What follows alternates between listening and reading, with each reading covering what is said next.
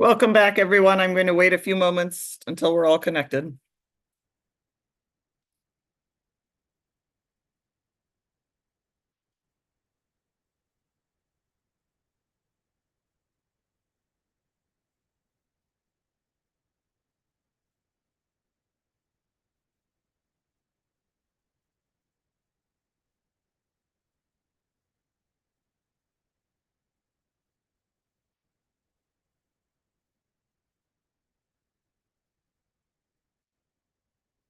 All right, I'll go ahead and get started. Welcome back. Good afternoon. It is the afternoon of December 4th, 2023, and we're picking up after lunch in the proceeding on the pending petition for change by the City of Solvang of Water Right Permit 15878, which authorizes diversions of water from the Santa Ynez River in Santa Barbara County.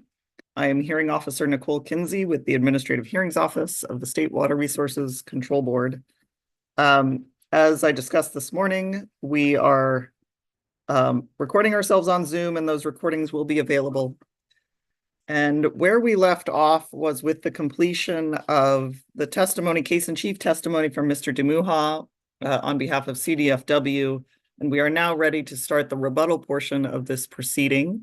And I see we have Mr. Nicely with us, who I believe will start us off. I will look to you. Ms. O'Sullivan, are you going to be presenting Mr. Nicely? Yes, Ms. Kinsey, thank you. Thank you. So I will turn to you, Mr. Nicely. Mr. Nicely, first of all, welcome. Thank you for being here.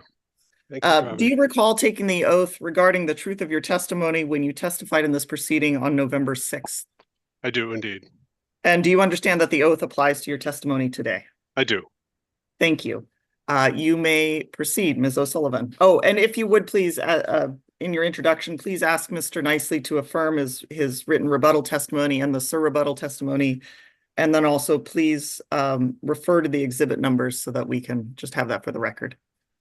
Certainly. Thank you, Ms. Kinsey. It's my pleasure to present Mr. Nicely, who is the city's hydro and hydrogeologic expert. And Mr. Nicely, if you can just affirm that exhibit solving 171 is your true and correct rebuttal testimony, and that exhibit solving 187 errata is your true and correct surrebuttal testimony. Yes, they are. Okay, great. And then just to confirm for Ms. Mullins' purposes, your rebuttal testimony presentation is solving 177, right? That's right. Yeah, and I'll also be using my rebuttal testimony 187 errata. Yeah. So Ms. Kinsey, if that's all right for Mr. Nicely to have one of the tables from his errata testimony showing during his presentation, would that be okay? I think that's fine. I think that would be helpful. So let's go ahead and do that. We're doing that in lieu of submitting additional slides, just to not complicate things. So he has his original rebuttal presentation slides, and then he'll jump to the rebuttal testimony, surrebuttal testimony at some point.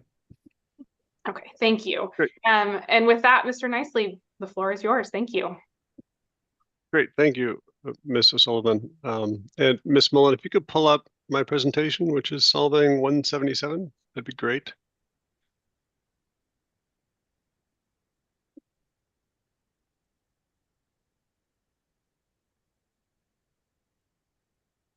Excellent. Thank you very much. So, hello, as a reminder, my name is Tim Nicely, and I am a California registered geologist and certified hydrogeologist, presenting a summary on behalf of the City of Solvang.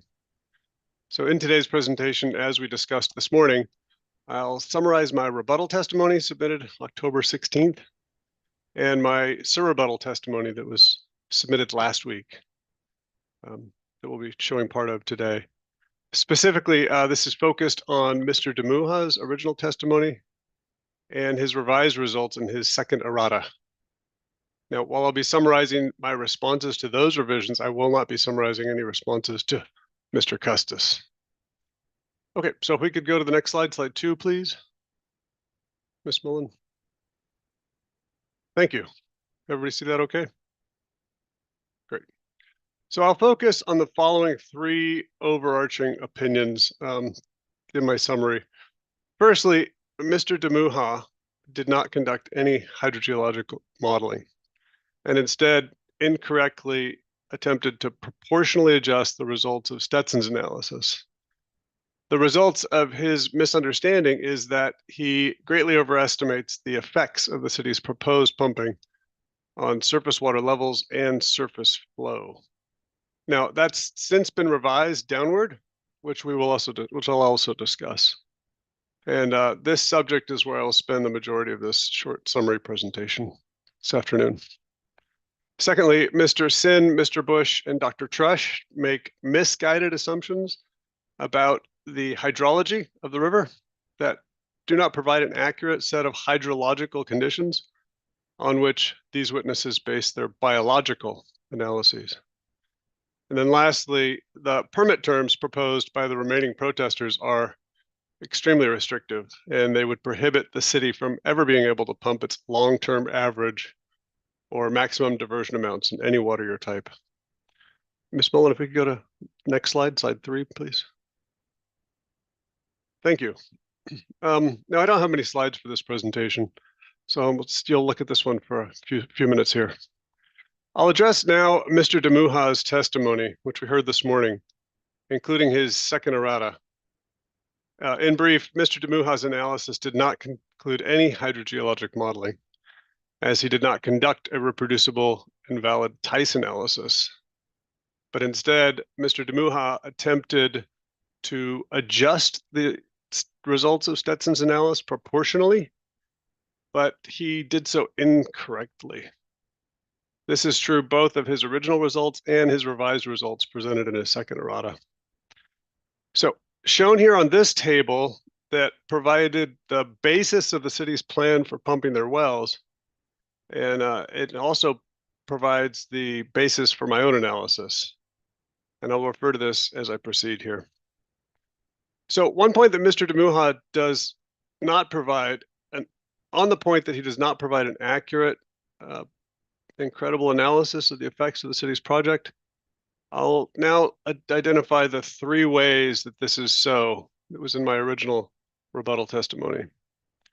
So first, he was not able to reproduce Stetson's results. We've heard that. And does not appear to understand how to conduct a TICE analysis, specifically in this hydrogeologic setting of the River Wells project here on the Santinez River. So Mr. Demuha was unable to conduct a TICE analysis because, as he said, the parameters Stetson used within the TICE equation were not reproducible in his efforts to validate the calculated drawdown. Notably, as has been stated earlier, I was able to reproduce the results of Stetson's analysis, which I think is central to the credibility of any further analysis using the TICE method. Without being able to reproduce the results as given, any further analysis wouldn't make any sense, wouldn't be credible. So I understand that part of the reason he was unable to reproduce the results is that he couldn't replicate Stetson's use of the image well data set. However, this isn't required. So the use of image wells is an industry standard method that's within the standard of care for hydrogeologists working in these kind of projects. So similarly, though not mentioned, the use of a Jacobs correction for a TICE analysis to correct for the unconfined nature of the river gravels would be required in this setting to conduct a valid TICE analysis. Now, focused on this table, Mr. Demuha attempted to adjust the results of Stetson's analysis proportionally, as I've said. His attempts were based on two misunderstandings. His analysis and errata were focused on a proportion of two numbers, that is the Stetson's modeled pumping that were included in the certified FEIR presented in Tech Memo number 6, and the city's planned pumping operations, which are shown here. The city's planned pumping in Site B is described in part as the column that's labeled maximum monthly diversion amount. It's third from the left, and it ends in 1,107. That's in the units acre feet per year. This value must be compared to Stetson's modeled pumping of 2,400 acre-feet per year. So, Ms. Mullen, it may make sense at this time to shift to my surrebuttal testimony. If you would, that's Solvang 187 errata, to kind of clarify these numbers in context. Thank you. If we could go to page 4, and focus on that top table. That's fine, yeah. Yeah, we can read all the notes at the bottom as well. Thank you. So this is important since it's central to Mr. DeMuha's analysis. So Stetson modeled the city's pumping correctly for the certified FEIR at an average rate of 2,400 acre-feet per year to estimate the drawdown effects for the city's larger project. So that value is shown here as the bolded value at the bottom of table 1. What Mr. DeMuha did is he looked at the results provided in table 20 of Stetson's Tech Memo number 6, and specifically at the drawdown values for September, based on 550 gallons per minute. This value is on the top line of table 1. That is, his use of 550 gallons per minute misunderstands the pumping rate too low relative to Stetson's Tech Memo number 6. So let's focus on the middle line then in his revised second errata. Mr. DeMuha continues to misunderstand the Stetson Tech Memo 6 pumping rates. A pumping rate of 2,200 gallons per minute, shown on that second line, is now too high and would exceed the 2,400 acre-feet per year that Stetson Tech Memo 6 modeled for that version of the project description that was being considered then. The pumping rates in Stetson, his analysis did vary annually, vary by month, but the pumping rate did not exceed the overall pumping diversion of 2,400 acre-feet per year in well site B.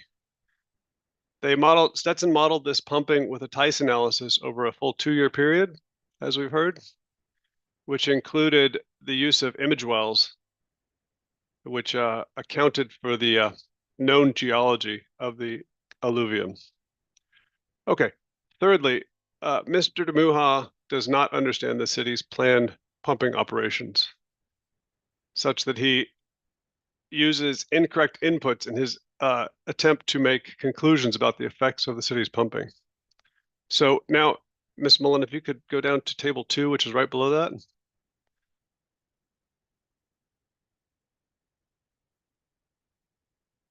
Great, thank you very much.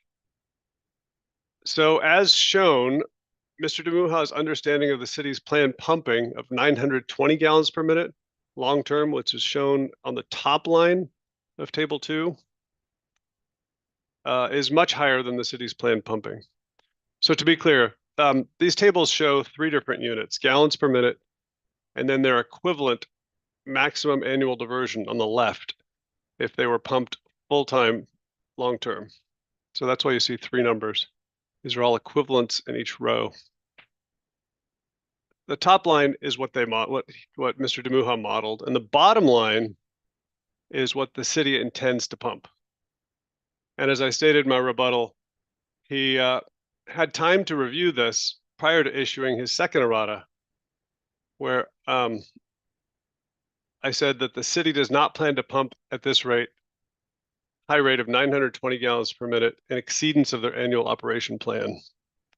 However, by pumping at a rate of 920 gallons per minute long-term, as Mr.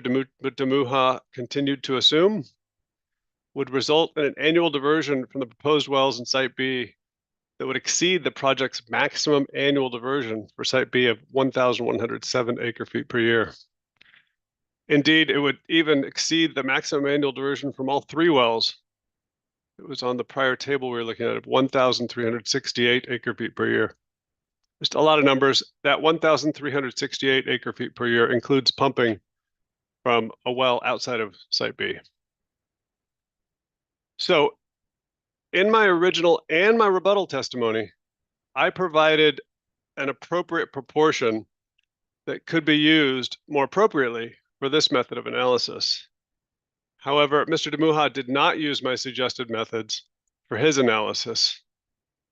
As summarized in my rebuttal, for several reasons, even his use of appropriate proportions would have overestimated the drawdown effects of the city's pumping. Okay, while my original testimony stated that his method would overestimate drawdown, his estimates have been reduced dramatically in his second errata. While he previously estimated drawdown at a distance of 200 feet from the pumping wells of 22 feet after 2 years of pumping, he has since revised this down to 5 feet. This drastic change in Mr. Demuha's drawdown estimates frankly undermines the credibility of his proportional analysis and demonstrates that he should have performed a Tice analysis for this type of analysis. Okay, now, Ms. Mullen, if we could shift back to my presentation, if you would, to slide 6.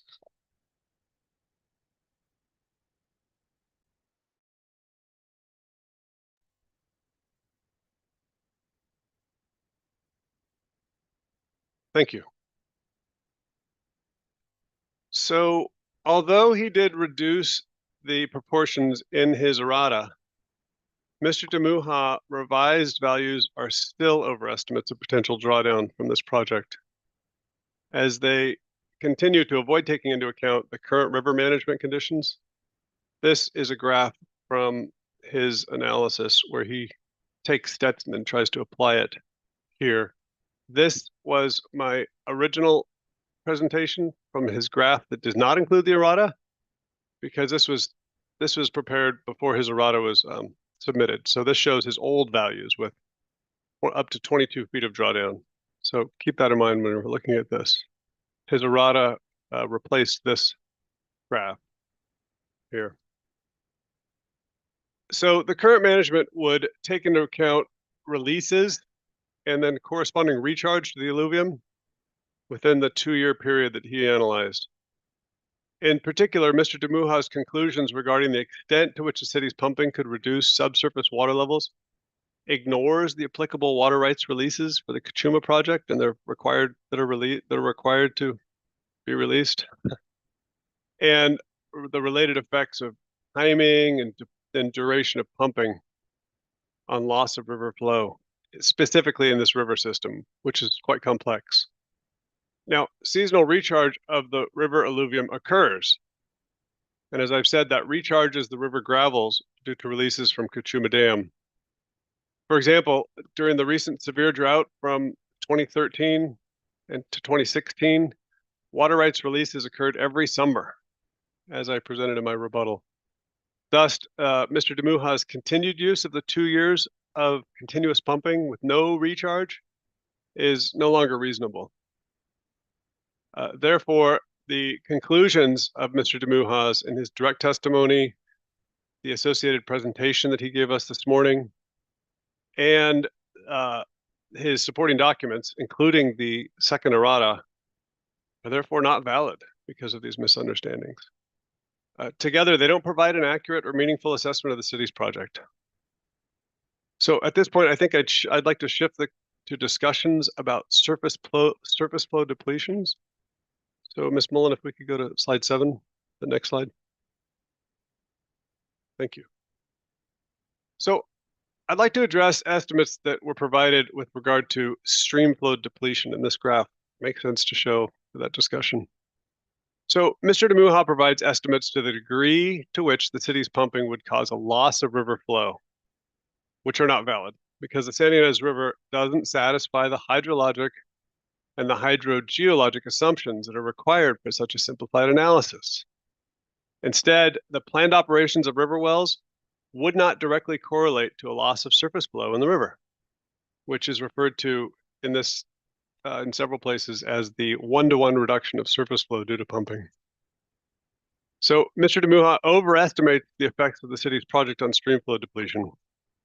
He estimates that the river flow loss most likely will approach 100%, as we heard earlier. Conclusions about quantifying stream flow depletion are not valid for these simplified analysis because the assumed conditions that are given in the documents that were provided by CDFW for such analyses are not satisfied. And these were touched on earlier, but they include that the stream and the aquifer are initially at hydrologic equilibrium, that the aquifer has constant thickness and homogeneous hydraulic conductivity in space and time, that it extends semi-infinitely and rests on a horizontal impervious base, and that the well fully penetrates the aquifer and is pumped at a constant rate. So the Jenkins analysis is not applicable unless these limitations can be overcome, and they will continue to overestimate streamflow depletion. They have not been overcome, and these limitations still apply. This would be analogous to my Tice analysis, which included methods to overcome its accuracy in this river system, which were acknowledged and addressed in my own analysis. So on the graph shown here, as we've seen earlier, it presents the historical levels in a well in the alluvium near Site B between 1935 and the present time. So the earlier portion of the graph on the left represents a vastly different set of river mechanics that predate the installation of the Bradbury Dam and are not directly relevant to the city's project. The period prior to and then shortly following the installation of Bradbury Dam in 1953, and indeed through the early 1970s, reflect subsurface conditions that occurred with a different channel configuration and a higher riverbed elevation of up to 20 feet, as we heard earlier. There was likely much more sediment in the river then. And the red line shown here, which represents the current riverbed elevation for the entire period, is misleading. Instead, the subsurface water level has likely been below the riverbed elevation throughout most of this period. As the sediment has been lost since the early 1970s and the installation of Bradbury Dam, the riverbed elevation has lowered, and the subsurface water elevation has likely remained almost entirely below the riverbed elevation nearest the pumping well in this dynamic river system. So I think we've talked about that at length, and we can talk about how now the surface water has been principally disconnected from the underlying subsurface water from which this well pumps and has a vertical separation, which is shown here on the graph. The recent subsurface water levels in this graph show that since the issuance of Order 8918, and indeed throughout the most recent severe drought, have been recharged by annual releases and have maintained a relatively high subsurface water elevation. On the idea of interconnection of these two waters, I offer that CDFW 92, Exhibit 92, states that a well does not have the potential to deplete a stream if the well is pumping water from an aquifer that is hydrologically disconnected from the natural channel. While the subsurface water is below the river elevation, as shown on this graph, pumping will lower the subsurface water level, but will not directly deplete stream flow. Now, considering this disconnection, note that the area of greatest drawdown effects for the pumping in Site B would not be located below the river and would therefore not substantially deplete surface water flow. Because of this, these estimates of stream depletion given by Mr. Demuha misunderstand the hydrology and management of the river. Therefore, Mr. Demuha's analysis about stream depletion rates provide neither an accurate nor meaningful assessment of the city's project. Now, I'm going to change gears here and focus on the second point, which will go more quickly. And I'll focus on the effects of these misunderstandings on the other testimonies of expert witnesses. The other expert witnesses rely on Mr. Demuha's original analysis. Specifically, Mr. Sin relies on the predicted drawdown values from Mr. Demuha's original testimony to make conclusions about potential impacts to riparian habitat. Mr. Sin's conclusions that rely on this analysis are then unfounded. Now that Mr. Demuha has corrected his drawdown numbers and changed his conclusions on anticipated drawdown. Likewise, this idea also pertains to the extent that any other witnesses directly or implicitly rely on his analysis. his assumptions that indicate that the presence of, looking at this graph on the left, such an overabundance of water that groundwater was above the river bottom for decades is an oversimplification, a misunderstanding of the data for this well, and an incorrect hydrogeologic interpretation. Likewise, Mr. Bush relies on the assumption that the city's diversion is all coming from the surface flow. But as I explained, this is not realistic. In contrast, my analysis of the anticipated effects of the stream flow from the city's proposed pumping are well documented and demonstrate a much smaller, insignificant potential decrease. And then lastly, on this point, Dr. Trush relies on the use of the South Fork Eel River as an analog for Santinez River. However, from a hydrological perspective, the South Fork of the Eel River tributary is not an appropriate analog for the Santinez River. Generally, Dr. Trush's hydrology assumptions don't reflect the conditions in the Santinez River and instead relate to perennial rivers in the wetter northern portions of the state and are ill-suited to the conditions of our local ephemeral rivers in our Mediterranean climate of Southern California. So, the flawed understanding of the hydrology forms the basis on which these witnesses conducted their biological analyses.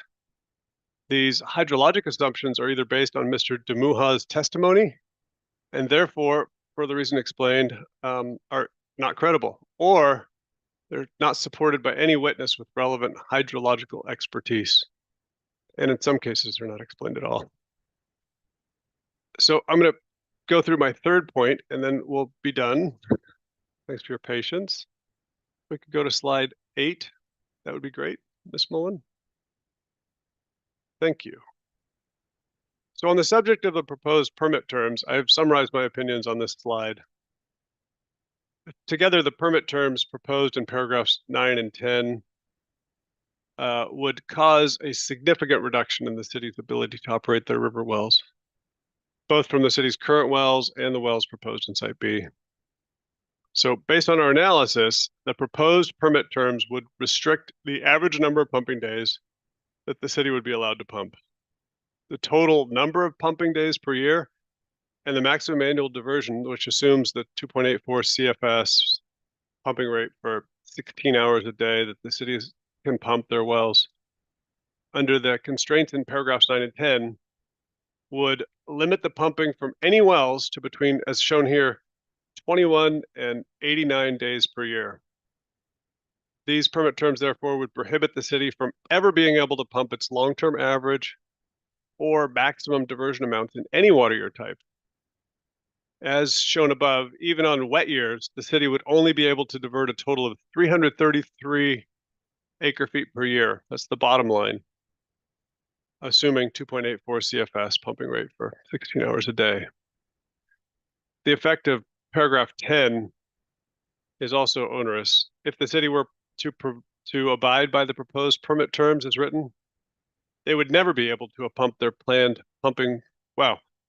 They would never be able to pump their planned volumes to provide the city for its water, its needs. On average, for all water year types, these proposed permit terms would only allow the city to pump a total of 171 acre-feet per year by term 10, not shown here, which is only 13% of their planned maximum diversion rate of 1,368 acre-feet per year. This would prohibit the city from pumping for an average of 320 days per year. So if that, I'll go to slide 2, Ms. Mullen, if you don't mind, and I'll wrap this up. Thank you. So in summary, Mr. Demuha did not conduct any hydrogeologic modeling, and the analysis he presented about drawdown and stream depletion provide neither an accurate nor meaningful assessment of the city's project. The second point, Mr. Sin, Bush, and Dr. Trush make misguided assumptions about the hydrology of the river, and also that the proposed and extremely restrictive permit terms would prohibit the city from ever pumping its long-term average or maximum diversion amounts in any water year type. With that, I thank you for the opportunity to summarize my testimonies for you today. Thank you, Mr. Nicely. You're welcome. I think um, I'm going to ask a few questions now Great. to get this started, if that's all right with you. Let's see if I can articulate them. Sometimes I like to wait until after cross because usually the lawyers have thought about this in more detail, but not thought about in more detail. I'm thinking about all of these things a lot of a lot of time, but have formulated their questions. Um, we looked at this. We've been repeatedly looking at this graph with, I think it's called SY Water 1111. Maybe we can look at is it CDFW 86? Am I recalling that correctly? Does that That sound sounds right? right. Yeah, and Ms. Mullen probably knows. If we can have that up, that would be maybe helpful. Great. Um,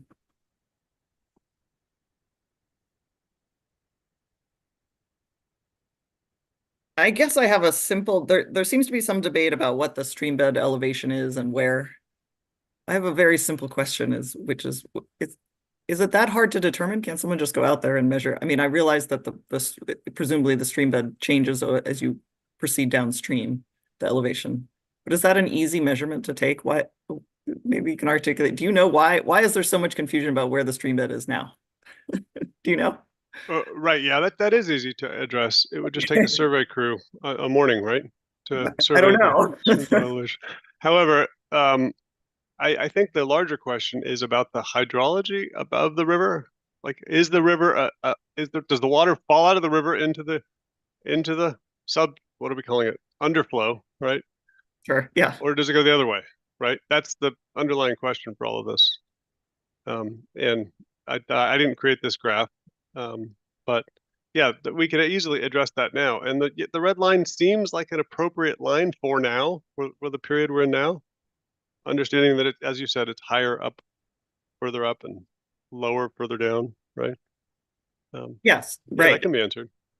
Uh, and then, uh, according to the data in this graph, um, my understanding is that this graph suggests that at least in this particular location, the surface flow and the subsurface flow are disconnected apparently at all times, at least since I don't know what that is, in recent years. Right. Is that your understanding of the graph? My understanding of the hydrology before I went into this is that in places it's not, and in places it is disconnected, right? And in Okay. this area, it is indeed disconnected, other than the couple of blips that happened there in the 80s. I can't read that on my screen. Right. Every now and then, there is so much, I will use Mr. Sin's, the overabundance of water for a very short time that the subsurface fills up and then it drains back down. It's ephemeral, as we keep saying, ephemeral and dynamic. Yeah. But Right. principally losing. And even, well, we're not allowed to talk about Mr. Custis, but it's been acknowledged that I don't think I'm allowed to discuss We'll go his. there. We'll go there later. Yeah, you betcha. So maybe I can ask this, I'll try this question, which is based on the evidence you've seen in this proceeding, is it your opinion that there are times when, depending on where the wells are precisely located, but there are times when Solvang's pumping at the proposed location and well site B would have no effect on stream flows, even when there's a live stream? Yeah, yes. The stream's been flowing. I think that is far. There's two things. There's kind of two parts to that, two answers to that. One is that our analysis is highly conservative. We've compared it to, maybe I don't need to go there. Yeah, the answer is yes, right? It's almost always a losing stream, right? And the city's pumping in a losing stream would not reduce surface flow. They're disconnected, right? I thought of an analogy in case it helps. I don't know if we need to use technical terms or we can just use folksy analogies. I'm not sure. Sure, But let's use an analogy. analogies, we won't use the word gaining or losing. We'll picture a water dispenser in an office, right? You hold your cup 6 inches below the water dispenser, it comes out at a certain rate, right? You hold it 2 feet below there and it comes out at the same rate, right? Right. The spigot is the limiting factor of how much it falls out. In this case, the spigot would represent the gravels and the water would represent the underflow. If they're disconnected, it doesn't matter if they're 6 inches or 2 feet. The water is flowing. It is leaving the river. It is going into the subsurface, but the rate is limited by the gravels and the nature of the materials. And and every now and then the water rises up, slows that down, starts to become a gaining. No, we're going using technical terms. Sorry, becomes a gaining stream, and that disconnection doesn't exist for a short while, as shown on the little blips that go above the red line. Right. So I don't know if that analogy helps, but it helps me. It is. No, thank you. Okay. And I think I understand that. My next question maybe, not to suggest I'm going this way, but let's say I wanted to do this. Let's say I want to draft a permit term that says, Solvang, you can pump, according to the limits when there's disconnection, and when there is connection between the surface water and the subsurface water, shut off the pumps. How would Solvang know, or how would I craft a permit term that with the appropriate conditions to know when there is connection and when when the surface and subsurface water are disconnected? That's a good question, and we probably should think about it a little bit before we answer it. Okay. No, if you don't mind, we touched on it a little bit when we talked about the Bureau of Reclamation's monthly measurements of water in their 27 wells, of which this is one, right? They measure every month, mid-month, from several wells that represent these nodes that represent the entire river. So that was what I suggested when we talked about this last time as one potential option. But that's a good question, and I think it can be addressed. I just would need to think about exactly how that would be done. That's fair. I appreciate that. And then this is a general question which it may be that you can't answer, and it's speaking because it's so broad. So I'll acknowledge the objection for vagueness or calls for speculation, but I'm going to pose it, which is, my understanding is that Kachuma is required to make certain releases under this above narrows account that are then credited, and so it has a certain effect.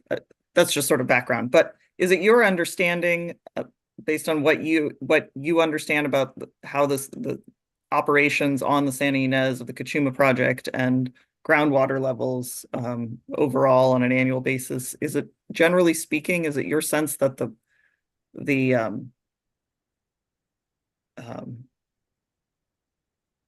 so I don't know how to phrase it, the subsurface water table fills up every year, or in some years? Would that be an accurate description, that it's full, there's connection at times, and then there's drawdown that follows? Yeah, yes, and this is a perfect graph that we have on screen to answer that, if you don't mind.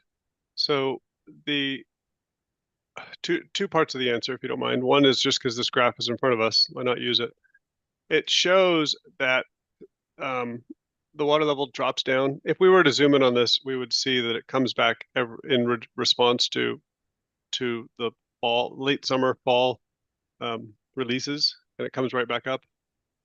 Oh, thank you. Okay, maybe a little more than that. Thank you, Ms. Mullen. Zooming in a little bit. But it does show annually the water levels keep coming back. They keep coming back up. They keep coming back. In this case, they keep coming back towards that 338-foot line. It's just a line that's on there 2 ticks below the red line. And they keep coming up because of those releases, right? That's one. And it's also good to note that there are releases. There's a good reference for this on how these happen. How the releases to the above narrows and below narrows accounts, and the other water rights releases that are how those are handled. The Tech Memo 6 has considered some of that. It's the part of the Tech Memo 6 that we haven't talked about much, because it does 2 things. And maybe this doesn't pertain, maybe it does. But it does the tithe thing. We've talked about that ad nauseum, right?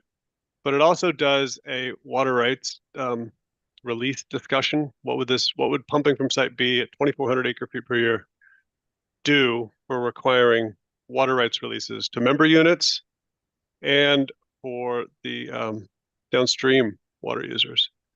And those are all discussed, but I'm not sure that helps answer that question. But yes, they do come up every August or so in response to those releases.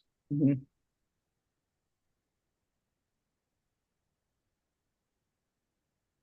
Thank you. I think I may have more questions, but I think for now that satisfies my questions. I really appreciate Mr. Nicely. Okay. You're welcome. With that, I will turn to, I think first CCRB. Ms. Mullen, we can take this slide down. Thank you. And I can see the room better. Mr. Bivens, do you have cross-examination for Mr. Nicely? I do, just a few, Ms. Kinsey. Okay, please go ahead.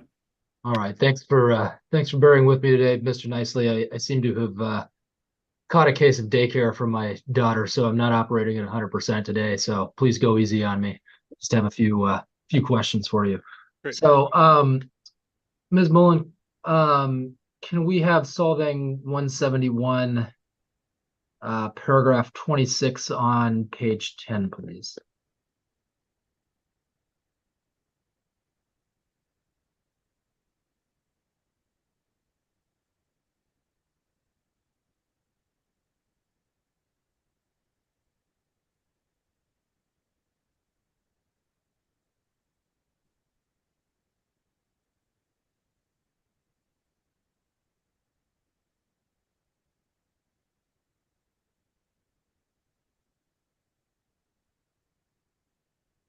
I'm going to look at lines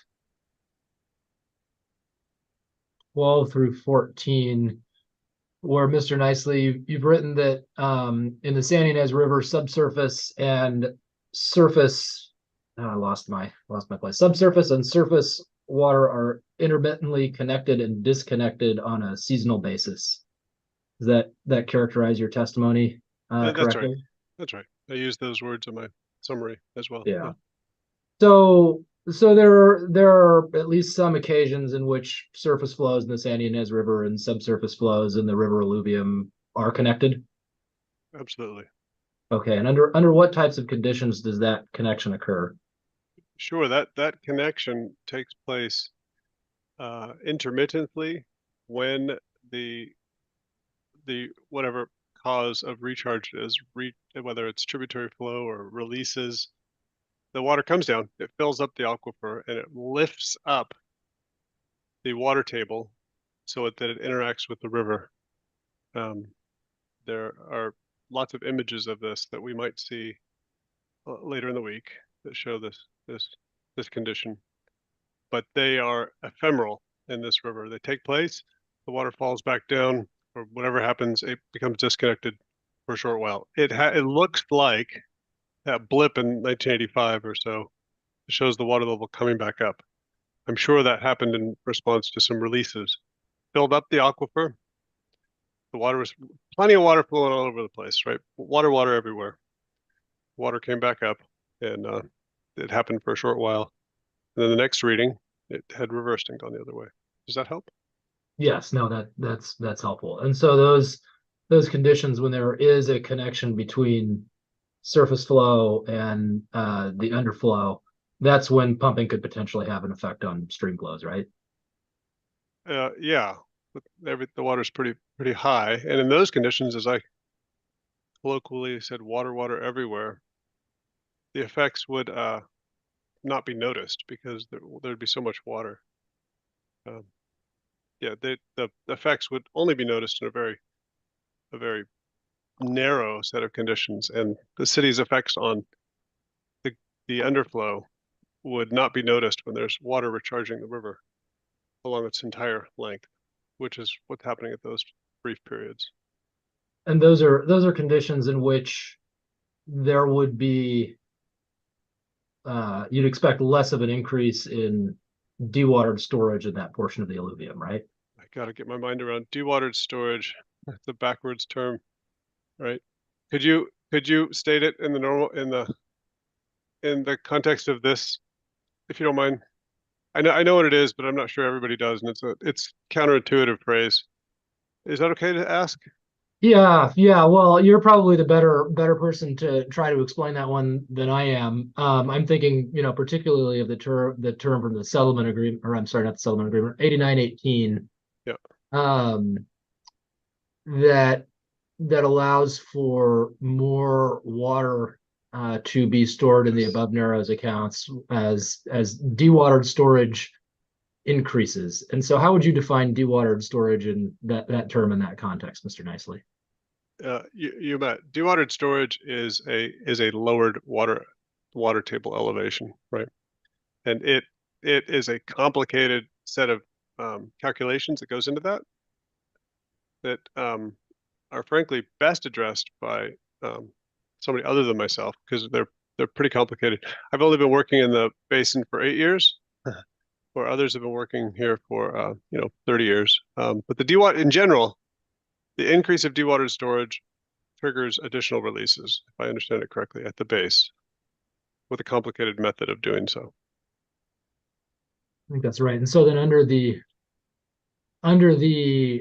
conditions in which there's a direct hydraulic connection between the underflow and surface flow, you would expect pumping not to substantially increase the dewatered storage, correct? Yeah, absolutely. Okay. Thank you. Thanks for helping me get there. Well, we It got is a there weird together. concept. Okay. Let's see. Would it also be fair to say that the amount of water available for Solvang to extract from the underflow doesn't depend on the amount of surface flow in the river at the time pumping occurs? The amount that they're able to extract does not depend on the amount of surface flow. At the time the pumping is occurring, correct? I believe that's accurate. Okay. Yep. And are you aware of any situations in which Solvang would have liked to pump more water from the alluvium at any given time, but couldn't do so because there was insufficient water available in the alluvium? Objection. Yeah, that's fine. Calls for speculation. Aware of any situation? It's very vague. Well, I'm just asking for his awareness, so if he's not aware, he can say so. No, I would say that would question be best asked of someone in operations. Okay, very good. Yep. Let's see, I just want to go back to your folksy analogy for a minute, that you did with Ms. Kenzie, because that was helpful to me in understanding how this works. So is it your opinion, Mr. Nicely, that when the surface flows are disconnected from subsurface flows, that the rate of percolation from surface flow into the alluvium generally occurs at the same rate, all other conditions being equal? That's correct. Whether it's 5 feet, 10 feet, 20 feet, the water will leave the bottom of the river at the same rate as unsaturated flow. It'll leave, and it will journey downwards until it hits the top of the underflow, the water table, so to speak. That's right.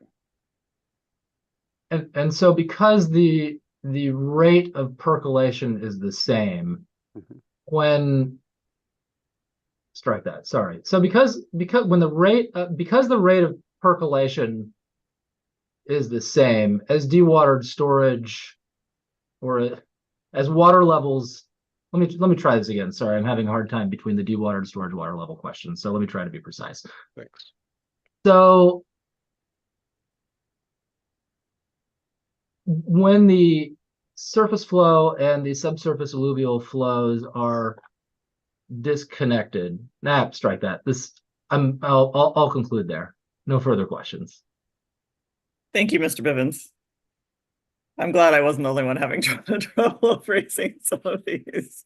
Although I realize you're not operating at 100%, so I don't know what that says about. I'd have a hard time even at 100%.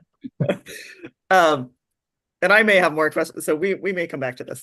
There are a couple references we could use to clarify if we get there. Thank you. And I appreciate your patience, Mr. Nicely. You're very patient. I will turn now to the three other, what I call water users. Ms. Mullen, we can take this down, please, and I can see the room. The parent district, do you have any questions for Mr. Nicely? None at this time. Thank you. ID number 1. Nothing from us. Thank you. And then All Guest Ranch. No, thank you. Thank you. With that, we have the fisheries entities. I don't know which of you would like to cross-examine Mr. Nicely first. Mr. Puccini, I see you're off mute. I don't know if you have an internal agreement with the others, or if does that make sense, Mr. Puccini, for CDFW to go first? Yeah, that would be fine. I think that NIMS may have a question or two, but I think they would agree to have me go first. And I don't think I'll be spending that much time as I did last time with Mr. Nicely, so there should be plenty of time for them to jump in if they need to, but thank you. Okay. And Mr. Nicely, are you okay if we proceed? You can let me know if you need a break, but are you okay at this point? Let's go. That's great. All right. Great. All right, Mr. Puccini, please go ahead. Great. Nice to see you again, Mr. Nicely, and thank you for taking my questions. Likewise. As I did with Mr. Demuha, I'm going to kind of work backwards just because that's the way my brain works. I remember what was just said compared to earlier in time.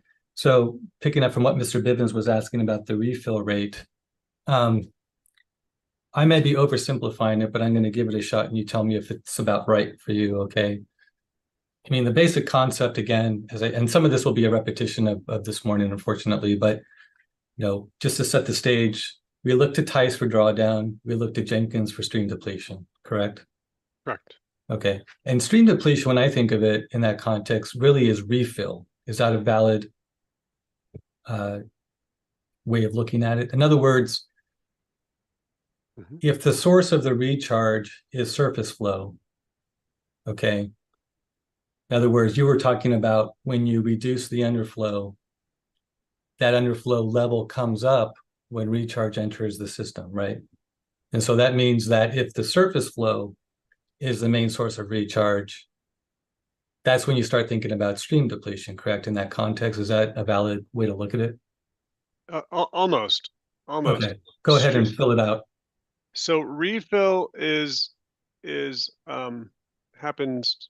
Now we're going to use those terms in a losing stream, right? Okay. When the water is falling out of the river through the gravels downward. Maybe that word helps. Downward towards the subsurface water, right? Right. But stream depletion can't take place in those conditions. It can take place when they're connected. When it's exfiltrating, sorry, I shouldn't use a fancy word. The refilling happens in a losing stream condition. And that happens when they're disconnected. So stream depletion takes place in the opposite condition during a gaining stream when the water is all the way up interacting with the river. And it takes place at that time. When your pumping is pulling from the same subsurface water, but it's higher and it's contacting the river bed. Okay. And pulling water actively out of the pores because it's connected, it's high, it's connected to the river Thalweg. And that's what you mean by stream depletion. Understood. Right. Okay. So when you have a situation where there is no connectivity between the underflow level, right, and the surface channel, okay, there's a gap, let's call it that. And you want that underflow, that I'll call it void. I forget exactly how you described it, but you want it to refill. You want that level to come back up. And the source of that recharge, I'll call it, or refill, is surface flow. Wouldn't that also, in a way, deplete the stream? In other words, something has to refill that void. In this case, it would be surface flow. And so let's say you're sending 10 CFS down the river.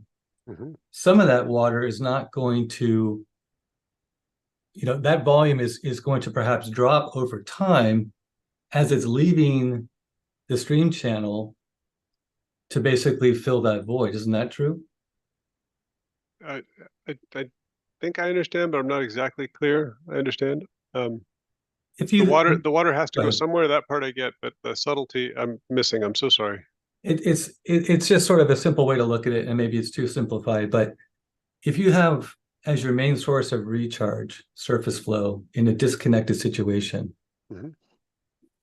water is going to drop out of that channel at some rate as it flows down the channel to fill the void, right? I mean, it's Correct. refilling. Okay. Correct. But when you don't call that as a technical, as a hydrogeologist, you wouldn't refer to that as stream depletion. No, that's not stream depletion. When we say stream depletion, that's a short phrase that refers to the stream depletion due to pumping a well, right?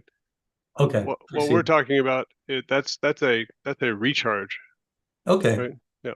So whether it's stream depletion or recharge, the amount of water in the surface channel is reduced at some level, correct? Correct. I mean, there's no yeah. another way to say it is there's no free lunch. If you're going to drop the level and you want to refill it, it has to come from somewhere. Well, if I were to latch onto the thought that there's no free lunch, the graph shows that they gets recharged every August or so, August, September, October, whenever that is, and that kind of, I don't want to say it looks like a free lunch, but it gets recharged. Yeah, my simple point is, if you want to refill that aquifer, there has to be some water coming somewhere to do it. I mean, you have to Right. take it from somewhere. Right. I mean, obviously, okay. It's and I won't go into a bathtub analogy, but the point's taken. Right,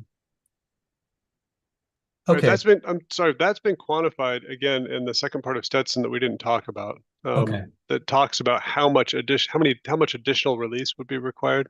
Right. In their table 4 of Stetson Technomo 6. Okay. And I want it's to not get much. to that. Yeah, I want to get to that in a second. Just really quickly, going back to that Psi water 1111 graph that we keep coming back to, the hydrograph. That is a snapshot in time when there is no, I mean,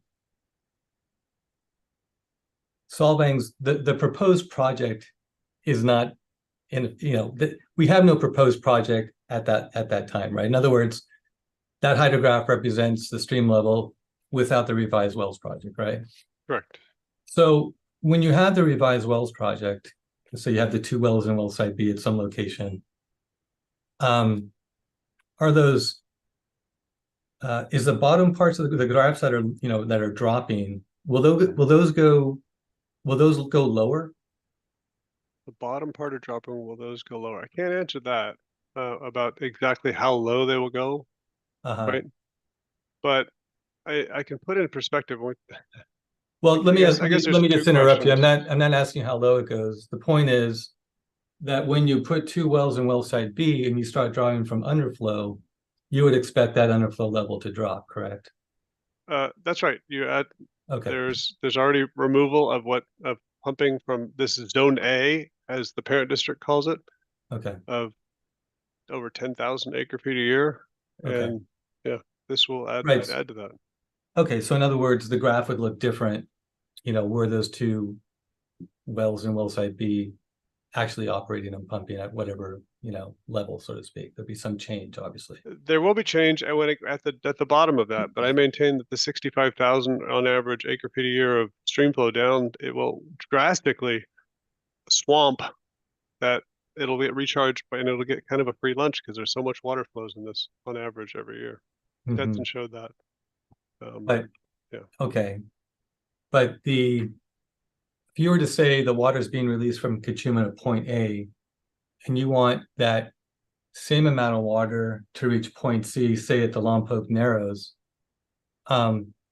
what's happening between that stretch in terms of pumping is going to make a difference, right? In other words, isn't it fair to say that if your main recharge source is surface flow for just your 2 wells, the amount of water from A to C is not going to be equal. There's going to be some reduction in the amount of water, obviously, correct? We analyzed that, and we gave a number of that in I think it was Solvang 5, but yes. The answer is yes. Is that also reflected in the table 4 in the TM6, where you're trying to take into account the operational. Yeah, and I addressed that. Mhm. That was the additional releases of 183 acre feet a year that we required if the city took out 2,400 acre feet a year, Okay, right? Or the additional 8 acre feet a year that would be required for the project deliveries to the member units. okay, That was for a larger project. This is less than half of that size project. okay. And I recall that table. Thank Thank you. you. And so when you in your rebuttal testimony on page 6, starting at paragraph 18, you're talking about current river management conditions not addressed, right? So when you say Mr. DeMuha fails to take into account current river management conditions, I don't see anywhere in your testimony where you really go in any detail about that. You just say he didn't take that into account and you did. So where in your testimony specifically Right. are you taking that into account? I guess I'm just a little confused because it seems like a very general statement without sort of any specific numbers. So what do you Sure. mean by you took it into account, I guess is my Well, I'll question. describe it while I search for the reference, if you don't mind. Okay, But I'm just searching my original testament, for the word month, because I take it into account by adjusting my analysis to match the current management of the river, Mhm. and discuss how the use of 2 years of no releases no longer matches management, and that instead a shorter period of 6 months more accurately represents the current management of the river. So I'm sure that's in my Solvang 5, my original presentation, I see and I'm reference to looking 5. for it in my Yeah. 171 rebuttal, Okay. and I presume it's in there. Okay, and it's Yeah, not, I think I just wanted to make I sure did that, find it in paragraph 18, the bottom. Water rights typically released, blah blah blah. and this is in Solvang Sorry, 5. well, so Solvang 171 on page Okay. 6, starting at line 26, says the water rights releases are typically made during the months of July through October, when flows in the river would otherwise not exist. Okay, That's but just that the is, first place I found. There's okay. others. You think there's others, okay, but so we could just look for that and get a better understanding of the, I guess what I'm getting at is, I understand your point, but I'm not seeing any real specific detail as to quote unquote, how you take that into account. Now, maybe what you're referring to is the table in Stetson 6, but it's just not clear to me from this.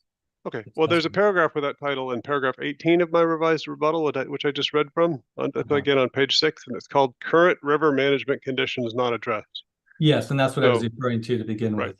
with. Okay, So that focuses on my use of a 6-month analysis versus the 2-year analysis, which is how I addressed it. okay. Yep. Now, on that note, I mean, you're right, Mr. DeMuha did look to the 2-year analysis, and I think the reason is because he was trying to evaluate Stetson. Stetson used a 2-year analysis as well. And I think your response would be that I realized I was too conservative, and so I did a 6-month analysis, essentially. Objection. That question is, well, I mean, it's based on a misunderstanding. Mr. Nicely did not perform the Stetson, the analysis in the Stetson Tech Memo 6. Right, I wasn't asking that. I'm just trying to characterize it in a way that he can say, yes, that's what I did or did not do. I mean, you did a 6-month analysis, correct? Yeah, I did a 6-month analysis. Yes. But the reason you did that is because you concluded that the 2-year analysis that Stetson did would result in too conservative a result, correct? That's right. I use the words starting on line 20. However, 2 years without flow in the river is not representative of current management conditions of the river. Okay. And then it answers your question directly. The Stetson analysis is more conservative when compared to the city's Riverwall project under current management conditions. And So yes. Yes, thank you. And we know that Mr. DeMuha did the same thing. You criticized him for doing that, but he did say, did he not, that he was evaluating Stetson? He used, if I understand what he did, he used Stetson in an attempt to evaluate the city's project. It was a tool to analyze the current question, which is the city's project. Right. And didn't really analyze Stetson, but used it as a tool to address this question, which is slightly different. Okay. But the point is that Stetson also did not take into account the current river management conditions as part of his analysis, correct? No, Stetson did take into account the then current management of the river, which have changed. Okay, I guess I'm a little confused. He did a 2-year analysis, correct? But he also took that into account? The current- Stetson did their now. Oh, you lost your video. Oh, there, but I think your power just went out. Oh, did we? No, We he's still lost there in the Mr. dark. No, I don't think so. I think we lost Mr. Puccini. Let's wait about 30 seconds, and if we need to, we can take a break. Gosh. See you there. I Back. can hear you. It looks like he's dropped off completely now. Oh, Ooh. no. I can hear you. I don't know if you can hear me. We can't see. We can hear you. We cannot see you. Okay, this is the second time. I do apologize. Something with the building is interfering with the internet connection.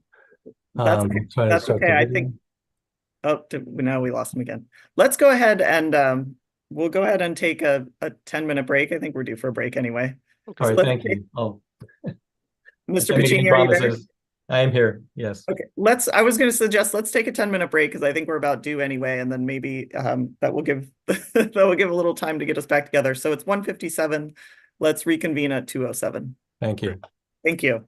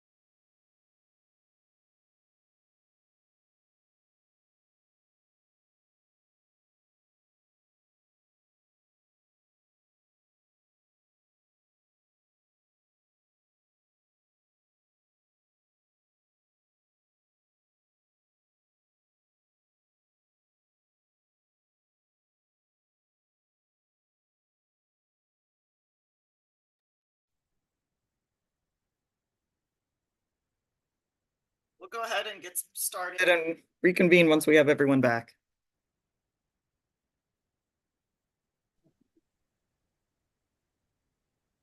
I see you, Mr. Piccini. It's an improvement. For better or worse, you've seen me.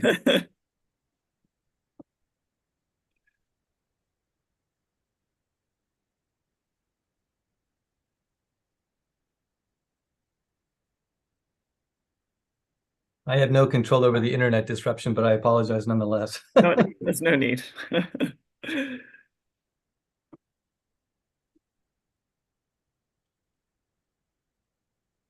All right, it looks like we have Mr. Nicely, Mr. Piccini, and Ms. O'Sullivan. So let's go ahead and get started. I will, or continue, I should say. I'll hand things back to you, Mr. Piccini.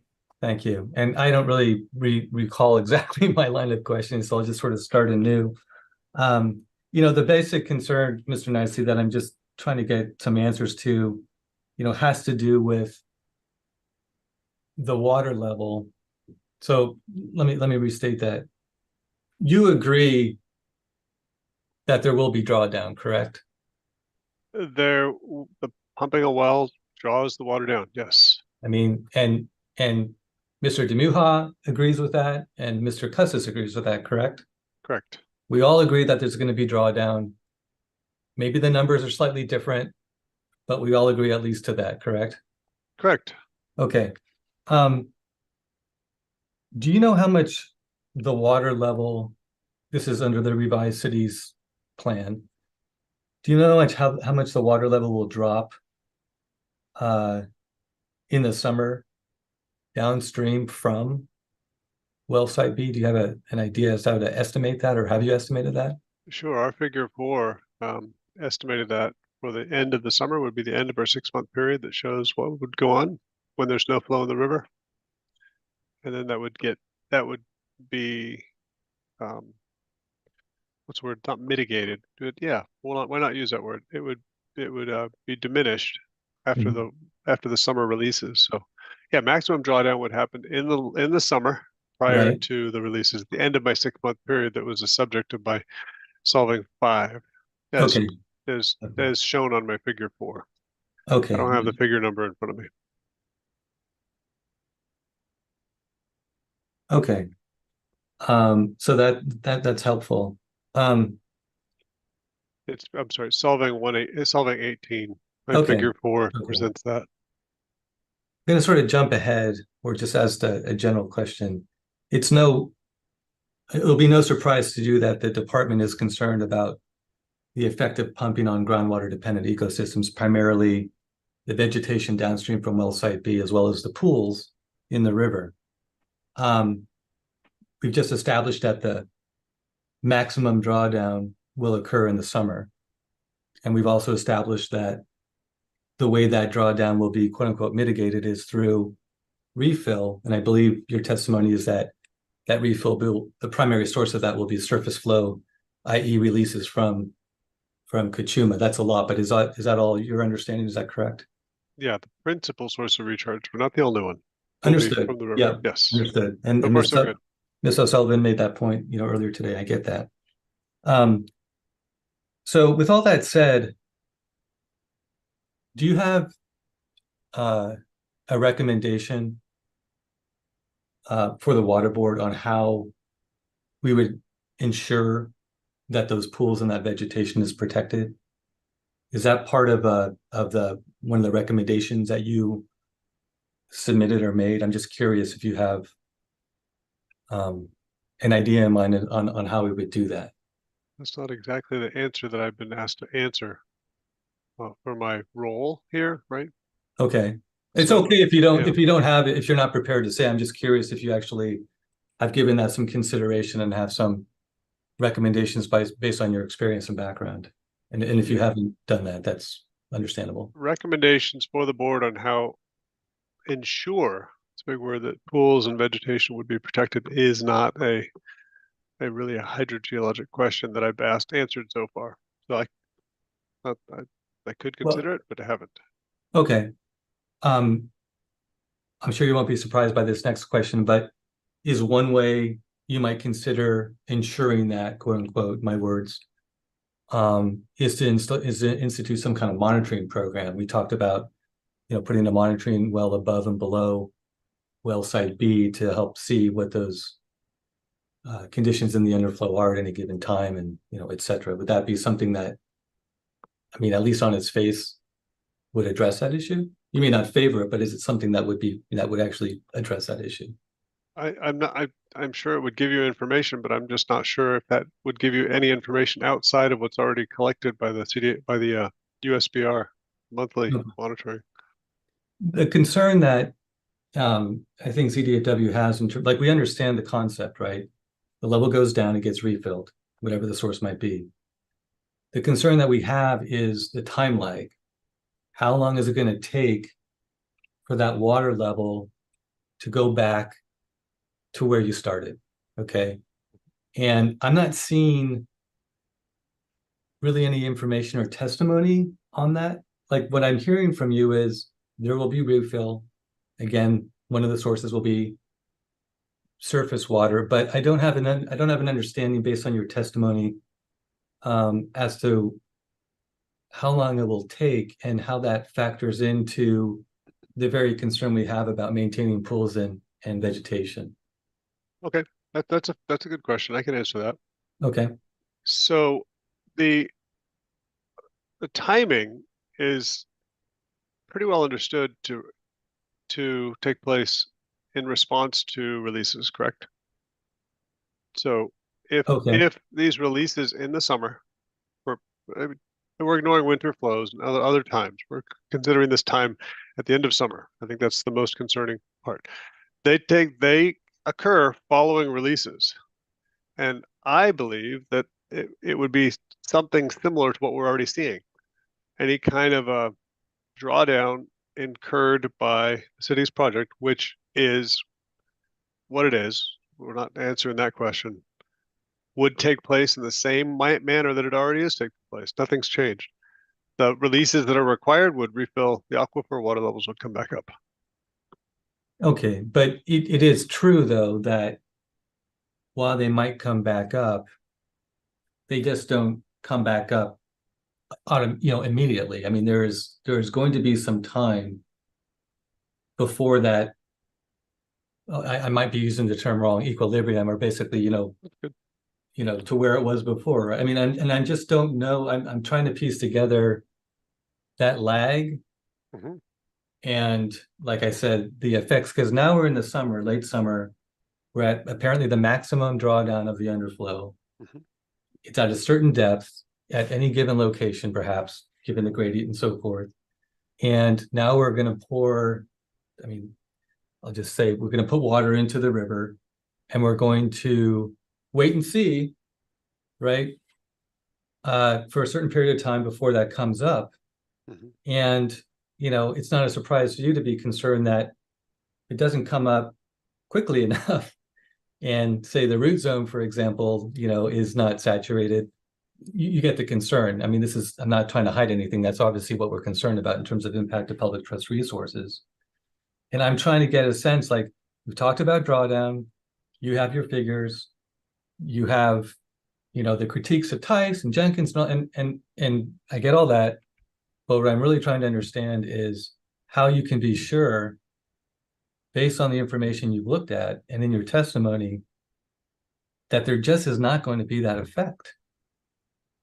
I don't understand the confidence that you have. And maybe you don't. I don't mean to misspeak, but okay. If you do have a level of confidence, I'm not sure what the source of that is. Like, where are you? I'll stop there. You get the point. Sure. My confidence is in the fact that the larger project, larger than my Tice analysis, larger than a proportional analysis, has been conducted. That included, it was presented in, again, I keep going back to Stetson Tech Memo number 6, right? Mm-hmm. It was larger than the Tice analysis portion. And I'm glad this is coming back up because this will help answer your question. And then I'll make sure I answer the question about timing of recharge, because that's part of it. But the volumes are presented in that other part of the analysis that assume how much more water will be required if the city pumps at a rate of 2,400 acre feet per year, which again is about double what we're talking about, right? And the amount of water and the amount of the change in water level in the entire, what they call it, a sub area, I think the Buellton sub area is part of the Stetson Tech Memo number 6. We can look at it together if it would help, but you can just refer to it also. Up to you. They have an estimated change in water level over the period of, I think, a foot, something very small. And that was based on a double the size project. So my confidence comes from this question already being answered by the much more complete Santinez River hydrologic model, So we should look, which, as I said, considers all the inputs and outputs from the entire river and is one of the more complicated uses of the riverware model, as complicated as the Tennessee Valley Authority. I think I said Colorado River System. so your recommendation would be to look to that bulletin to help answer the question I just posed. Right. The PDF page 22 of that shows the Buellton riparian subbasin dropping an average of 1 foot, based on a period that they talk about.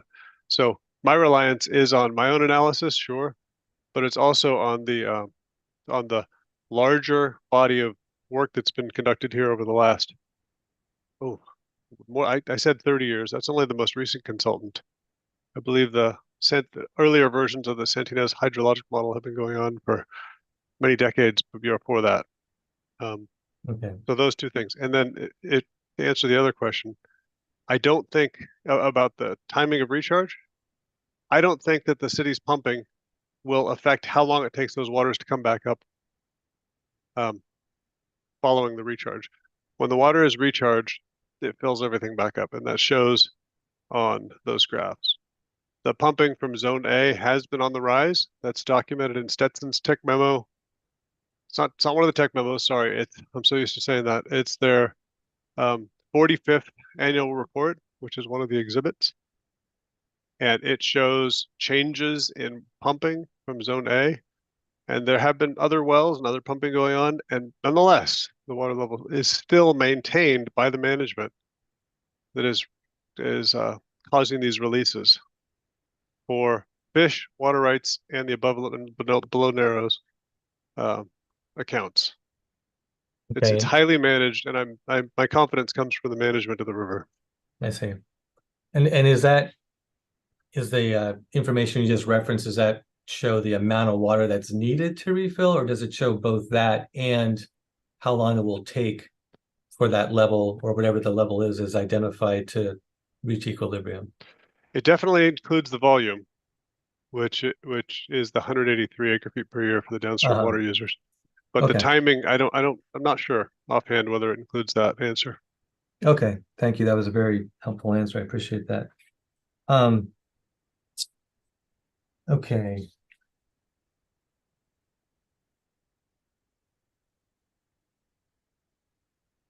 Just wanted to retread a couple of things I discussed this morning with Mr. DeMuha. And I will tell you that I could spend some time challenging your conclusions about Mr. DeMuha's expertise and capacity to conduct analyses and so forth. Frankly, I don't think it's worth our time. We're just going to disagree, okay?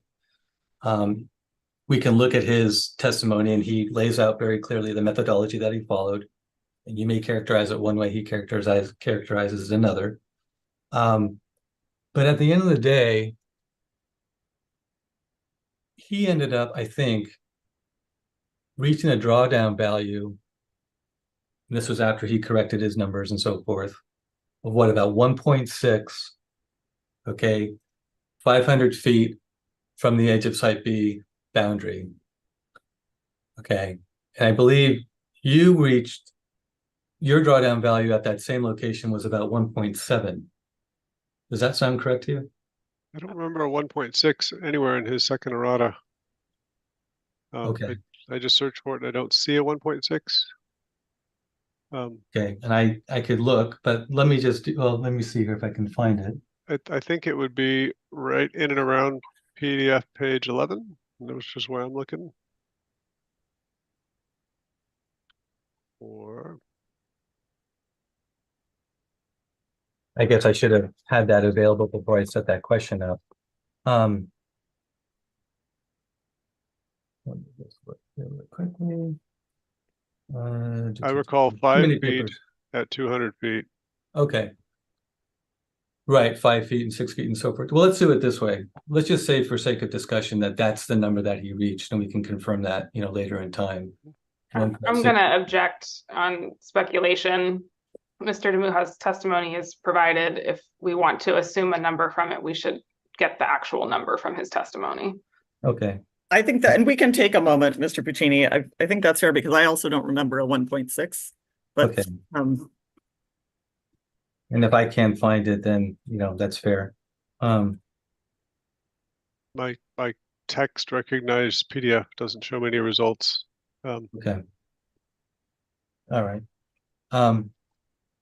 Okay. Let me just look at something really quickly here. But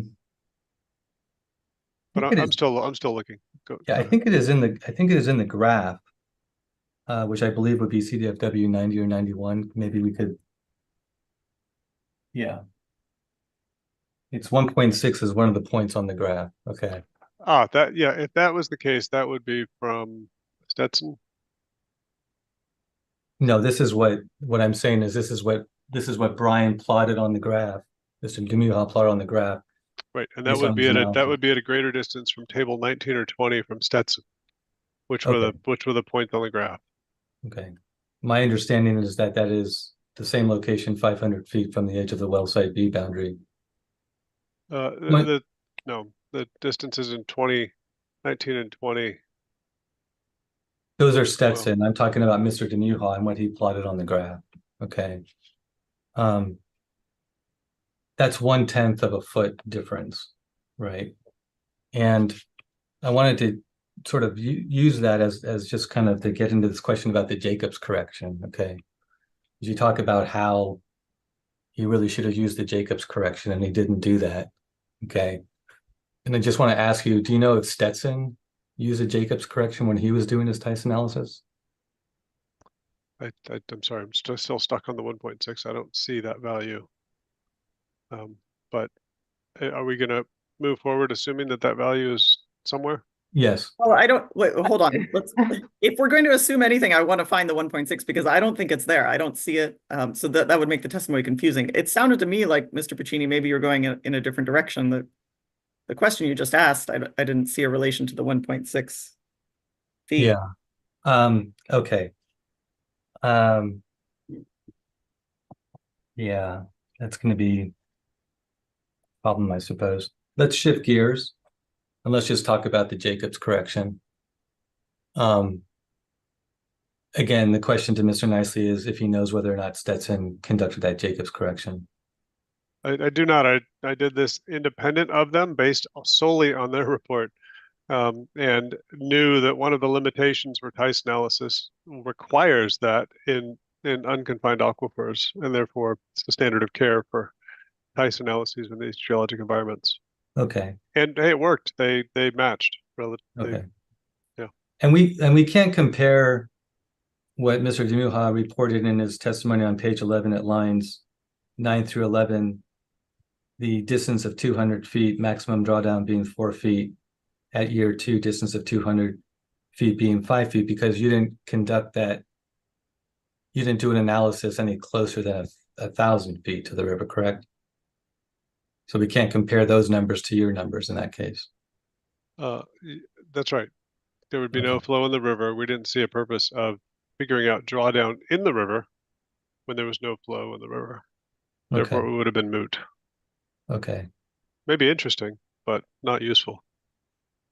Do you know the difference in value, drawdown value you get when you apply the Jacobs correction? It's not much. It really is not much, but it still needs to be used. The use of image wells had a much greater effect, which is why we talked about it at greater length. Mm-hmm. But the Jacobs correction needed to be used by the standard of care, but it had a less effect on that. I don't have offhand what the degree of that change was. Okay.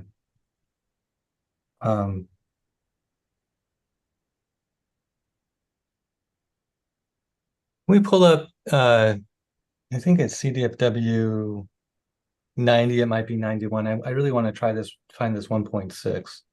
We should look on the errata ones then, because I don't see reference to them in Stetson's. That'd be fine. Yeah, in fact, that would be the way to do it, actually, to look at. Thank you for that. The 90 or 91 errata. If we can start with That wouldn't be for me, that'd be. oh, actually let's try this sounds like a game show. Let's try CDFW 92 errata.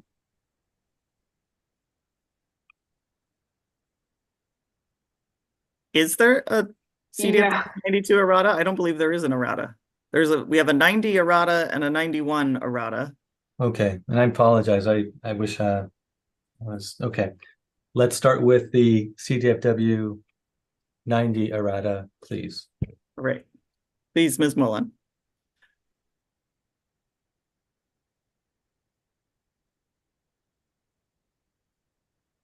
Right. So, okay. And these may very well be the 1.6 you're thinking of. But Yeah, I mean, it looks to me like, right.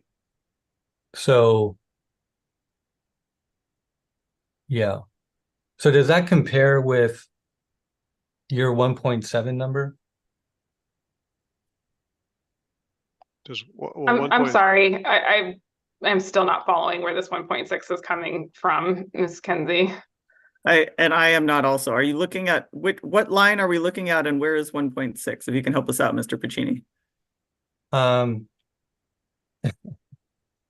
Okay. All right, I see. And I apologize. Can we try instead Exhibit 13? Which would be 91, CDFW 91 errata. Apologize, I realize this is confusing. Okay, there we go. And so the 1.6 is the depending on how you look at it, let's start from the right side. It's the third blue dot going to your left where the circle is around it. That's 1.6. I see. Okay. And so in theory, hold on, let me see if I can connect. In theory, Mr. Demuha may have explained this in his testimony, right? This graph. yes, he says he talks about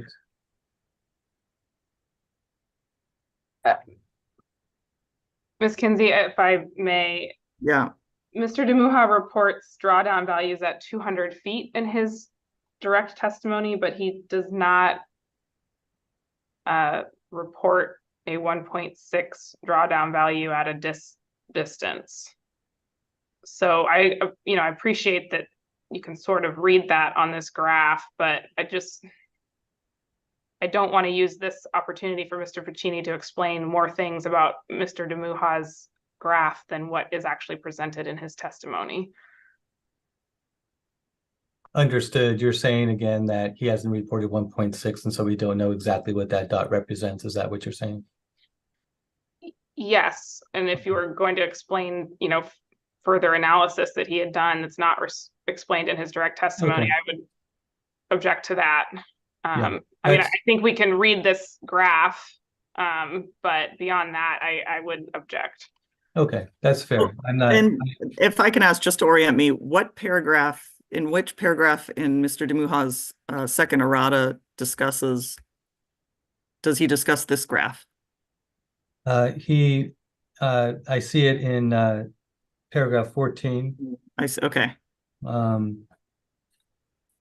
Yeah, and I'm not going to explain why why I wanted to point this out, because for the reasons for the objections and so forth, I'm not overly concerned about that.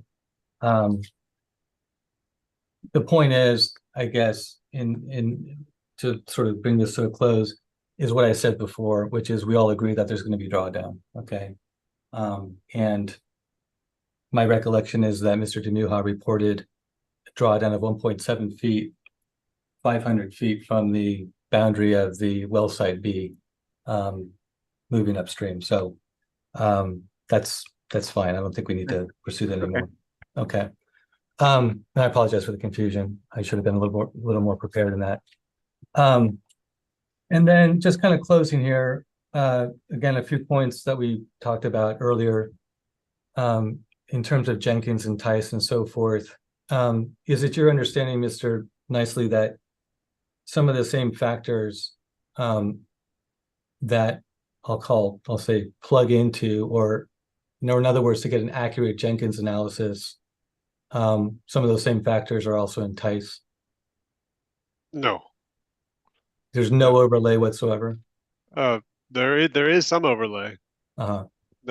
There is some similarity, but because Jenkins, there's some similarity, but Jenkins includes a lot more, a lot higher number and more complicated set of assumptions than Tice Okay. that are not satisfied. And would you agree, this is just drafting from the questions Mr. Sullivan had for Mr. Demuha this morning, that, and in fact, you say it, the Jenkins analysis isn't appropriate in this river context because those factors are not met? Correct. And if that's true, same question as I had before, what are you going to rely on if you want to determine stream depletion if Jenkins is not an appropriate tool? So once again, the use of Jenkins is not appropriate. I considered something else, which is a lot more complicated, and determined that it didn't meet those requirements either. But I still maintain that something that's less, that's larger, much larger and more complete, that considers the entire watershed, is the appropriate tool. So if that was to be answered, it would take something that would consider all of the inputs and outputs from the entire river system, such as the Sentinas river hydrologic model that was used for Stetson, which gave me the confidence I had to address the lack of significant impacts on surface flow from the city's diminished project. So does that mean that you haven't actually undertaken an analysis of what that stream depletion, I'll call it, factor is? That's discussed in Solvang 05 in my original testimony, when we determined that it was less than significant for the CEQA analyses prior to our involvement, when the project was being considered, and now it's even less than that. Is there a numerical value associated with that? With what's that in your sentence? I said, is there a number associated with that? You said it's less than significant for CEQA purposes, but is there a number that, quote unquote, got spit out from that analysis? Or? Well, sure, that's Solvang. That's, again, I come back to it, the Stetson analysis, which is Solvang 74, table 4, that has the numbers that were determined, that were kind of in that table, that show what the additional releases would be. And then I discuss in my document what the streamflow depletion would be at the next streamflow gauge down.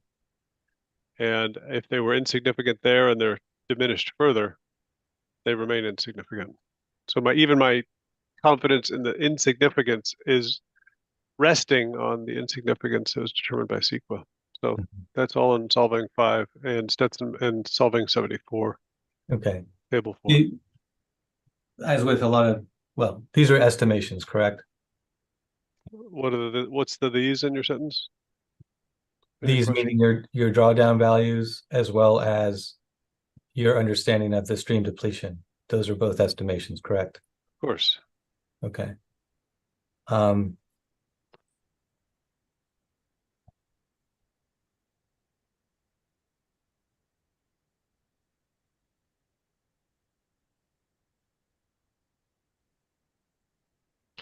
Estimate, if I may add, they're estimations, but they are well within the standard of care for projects of this type in this area.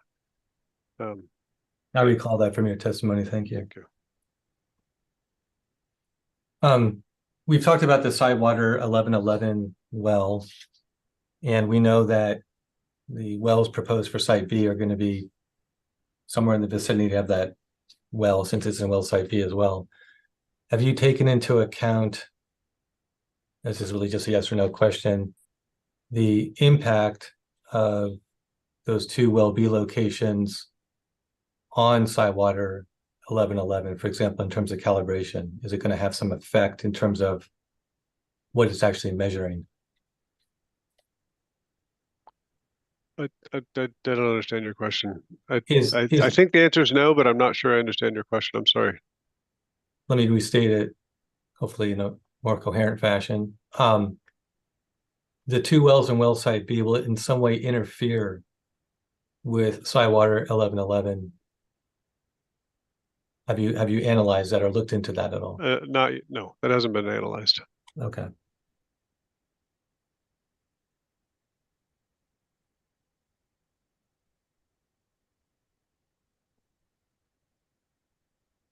We might be coming to a close. Bear with me, please.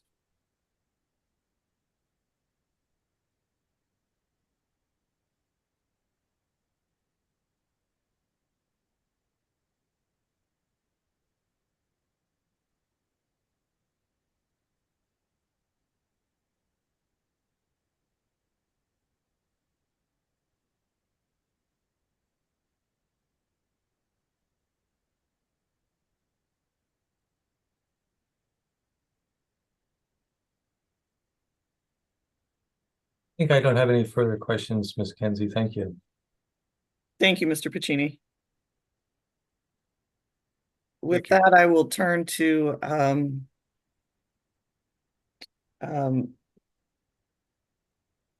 Ms. Hall. Do you have any questions for Mr. Nicely? I do not, thank you. Thank you. And then Ms. Capdeville, do you have any questions for Mr. Nicely? I have nothing to add. Thank you. Okay, thank you. I just wanted to follow up on one thing, and I don't want to, I know we've been around this, so hopefully this isn't repetitive, but one with this discussion, and as I've been thinking about your testimony in the situation here, Mr. Nicely, we talked a lot about when I asked you questions before, we talked about disconnection between surface water and subsurface and the impacts of that. And then Mr. Piccini followed up with some questions and raised the principle of no free lunch, which I'll use as a shorthand just to orient us to what we're going to talk about.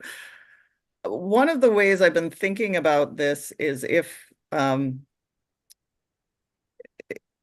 you were in a system where,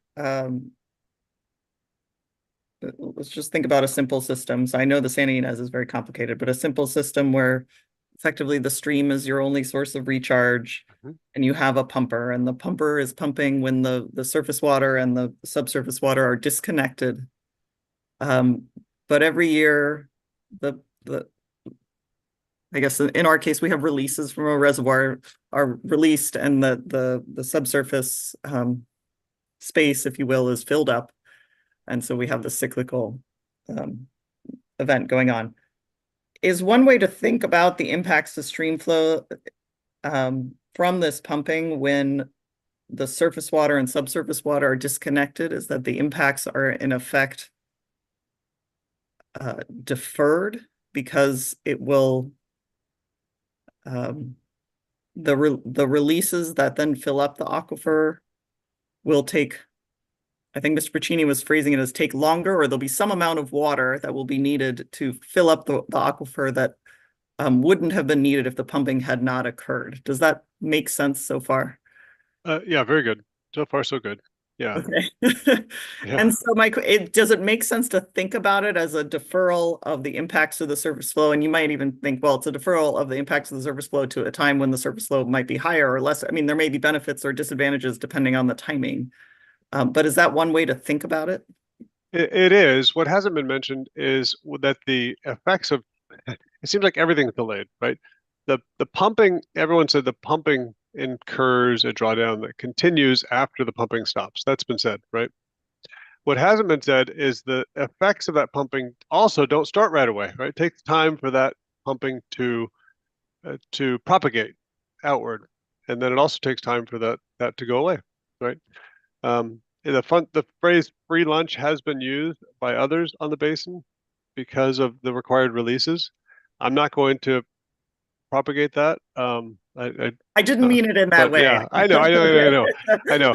But yeah, to consider deferring it is one thing. I've used the phrase over and over on that regard to that does not the project.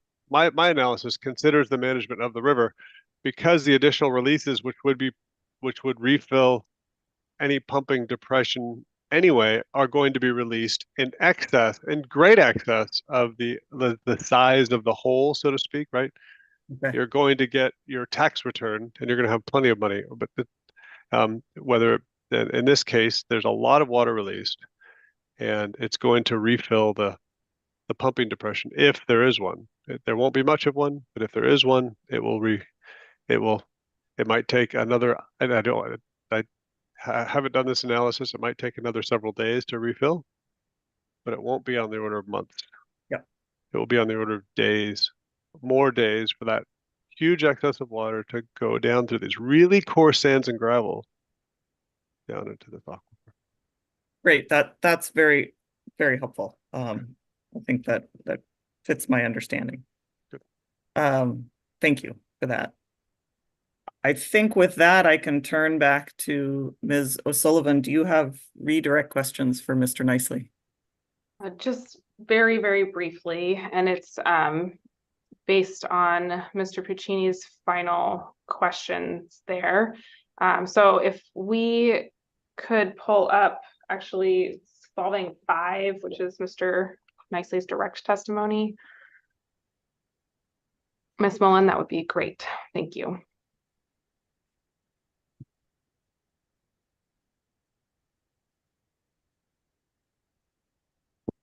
Okay, and if we can just go to the last page.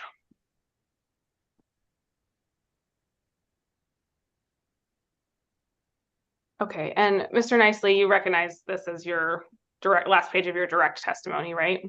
Correct. Okay, and I just want to refresh your recollection to the second to last sentence there that says the area within well site B is sufficiently large and the radius of influence is sufficiently small that suitable locations will be able to be identified that will avoid drawdown interference with other beneficial users that may be present. Do you Correct. recall that statement? I do.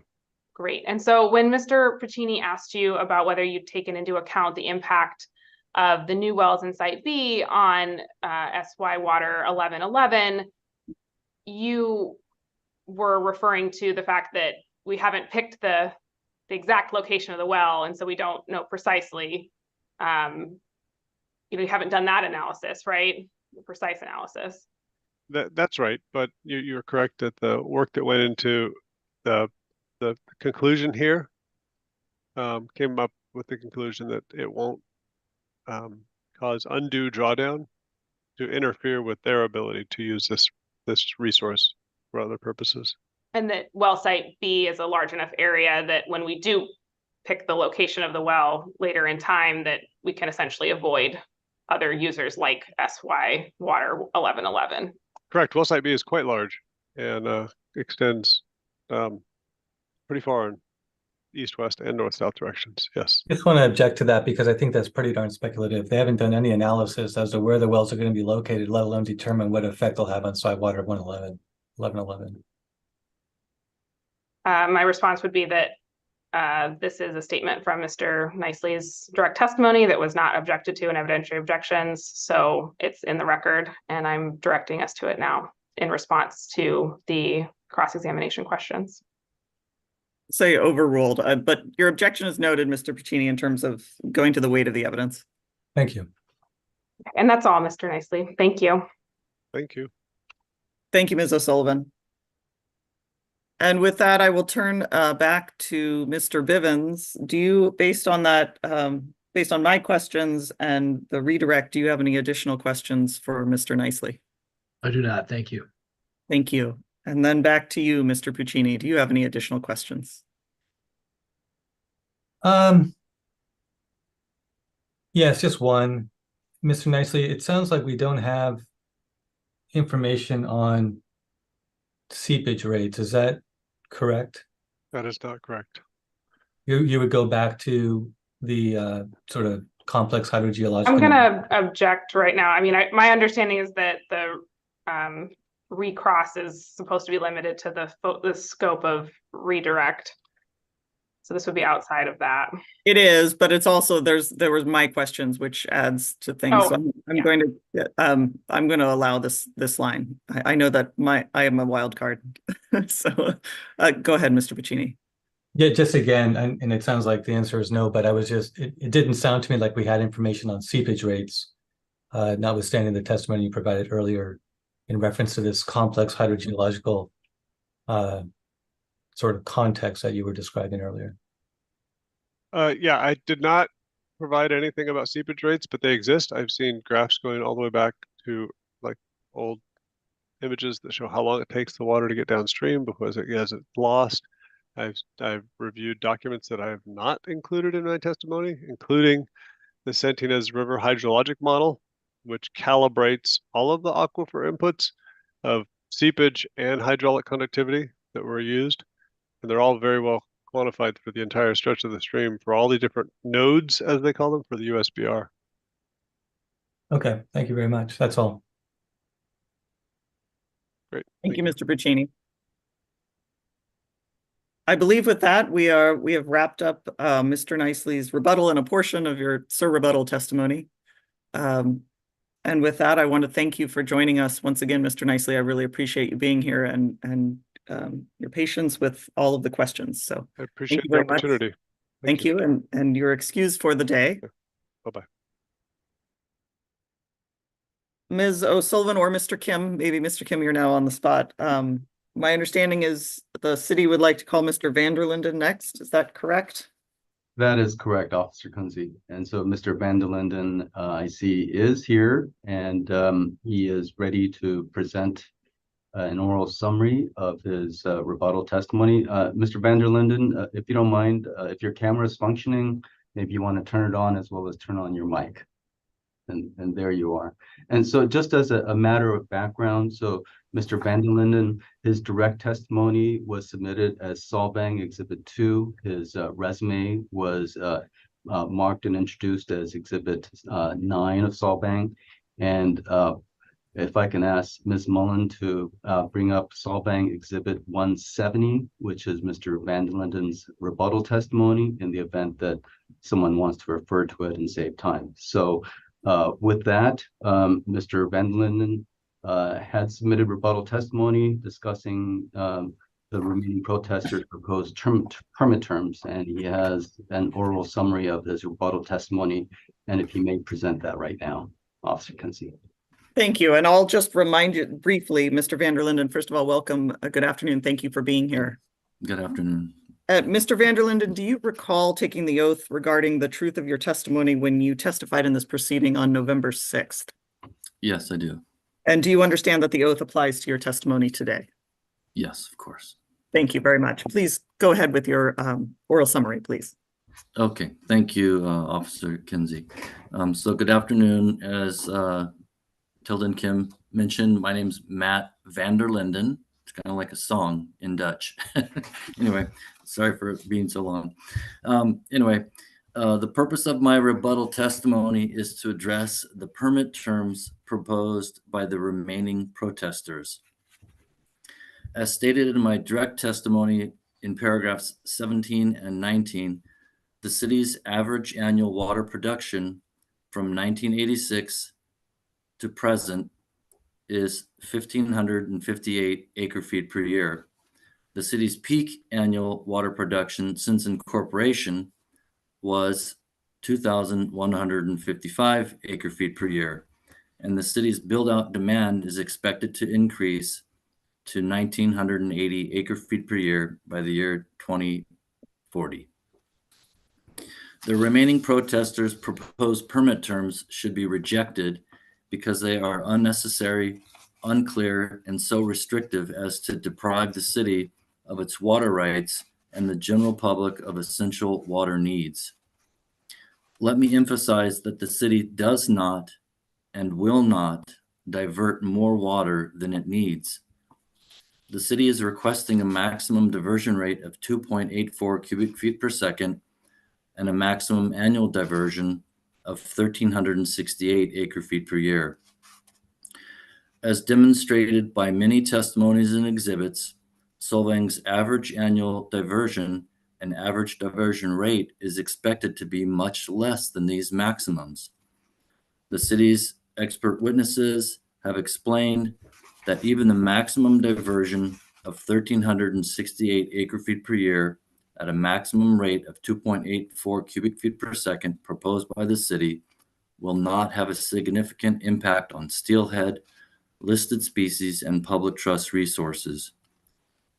However, the city is requesting a maximum of 1,368 acre-feet per year and 2.84 cubic feet per second to allow the city sufficient flexibility to manage its various water supplies due to the significant uncertainties with production from its upland wells and its state water allocation in the future. Paragraphs 6, 7, and 8 of the remaining protesters' proposed permit terms attempt to restate criteria that are fully described in the protest dismissal agreement among the city, Alisal Ranch, and ID number 1, which the city is contractually obligated to follow. The city opposes restating terms from the protest dismissal agreement in the permit and instead requests that any such terms be incorporated into the city's permit by cross-reference to the protest dismissal agreement. Paragraphs 9 and 10 of the proposed permit terms set forth certain flow criteria that, if met, would require the city to stop or not initiate pumping from all of its river wells, including the existing wells and the 2 proposed wells. Paragraph 9 is unclear, and the operational constraints proposed in paragraphs 9 and 10 would render the city's river wells project infeasible and nearly worthless. The operational constraints in paragraphs 9 and 10 individually and together would so severely restrict the city's river underflow diversions that it would destroy the city's ability to rely on the river as a source of water supply. It would be senseless and a waste of public funds for the city to spend millions of dollars for wells and pipelines and rarely be able to use them.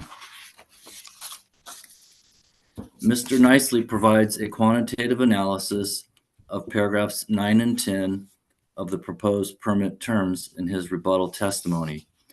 Based on his analysis, paragraphs 9 and 10 would severely restrict the number of days that the city would be allowed to pump from all wells, and the maximum diversion per year to the following: only 48 days and 179 acre-feet per year during critical dry years, only 29 days and 107 acre-feet per year during dry years, and only 21 days and 77 acre-feet per year during below normal year.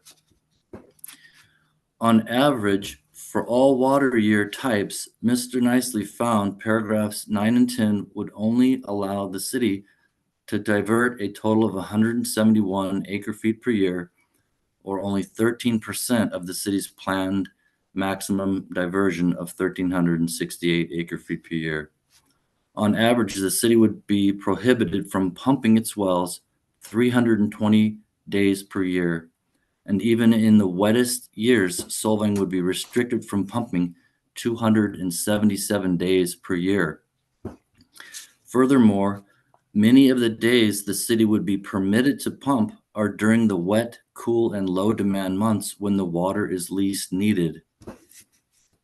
As explained in my direct testimony, Exhibit Solvang 2, paragraph 33, the operating criteria already agreed to by the city in the protest dismissal agreement are extremely restrictive and significantly impact the city's ability to meet peak summertime water demands.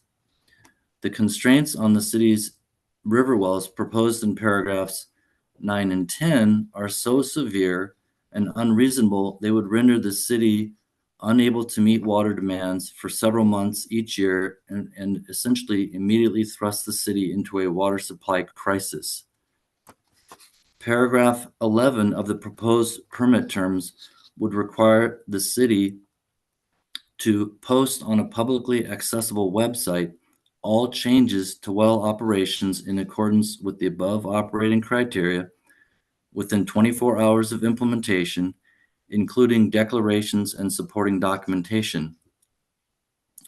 This would place an unreasonable financial and administrative burden on the city, which has a small water division of only 4 people. The city's water division staff are already heavily burdened with the day-to-day operations of the city's water system. Even automated systems would require significant staff time and attention on a daily and weekly basis. The burden of paragraph 11 is unwarranted. The permit terms proposed by the remaining protesters are so severe, unreasonable, and restrictive they would render the city's river wells unusable most of the year and unreliable as a water supply source for the city's residents and businesses, and should be rejected. The permit terms proposed by the city should be adopted for the following reasons. They preserve Solvang's water rights. They are protective of public trust resources.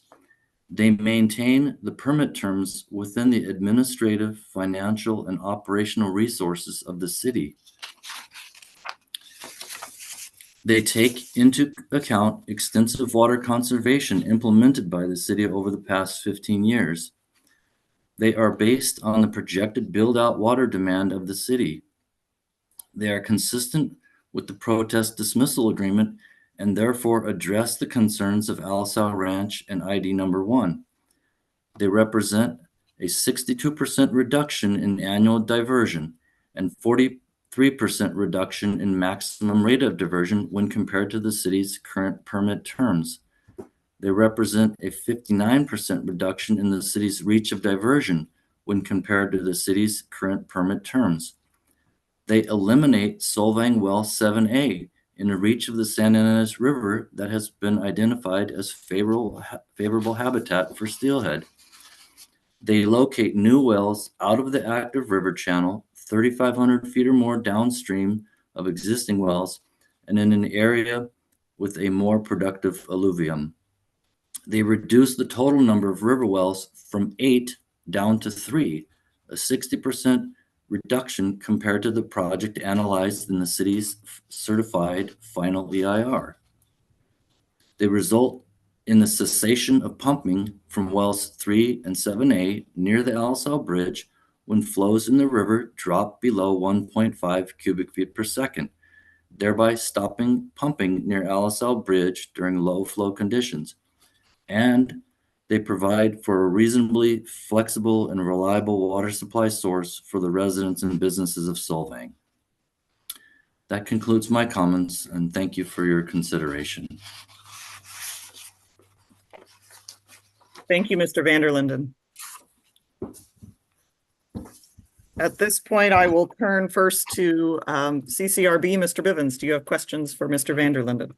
Yes, just a few. Thank you, Ms. Kenzie, and thanks for being back with us today, Mr. Vanderlinden. Ms. Mullen, can we have Exhibit Solvang 170, paragraph 15, please? Starts on the bottom of page 5.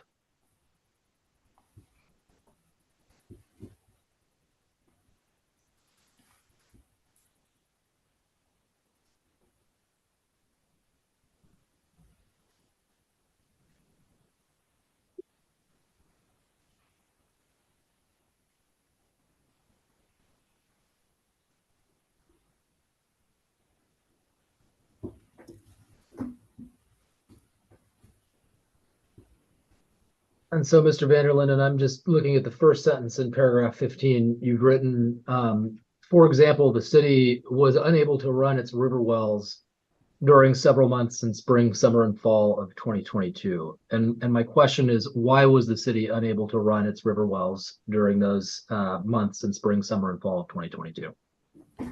Sure, that's a good question. Yes, in order to comply with the restrictions that the city has agreed to in the protest dismissal agreement with Alisal Ranch and ID number 1, because the flows were so low in the river, to comply with that agreement, the city had to shut down its river wells.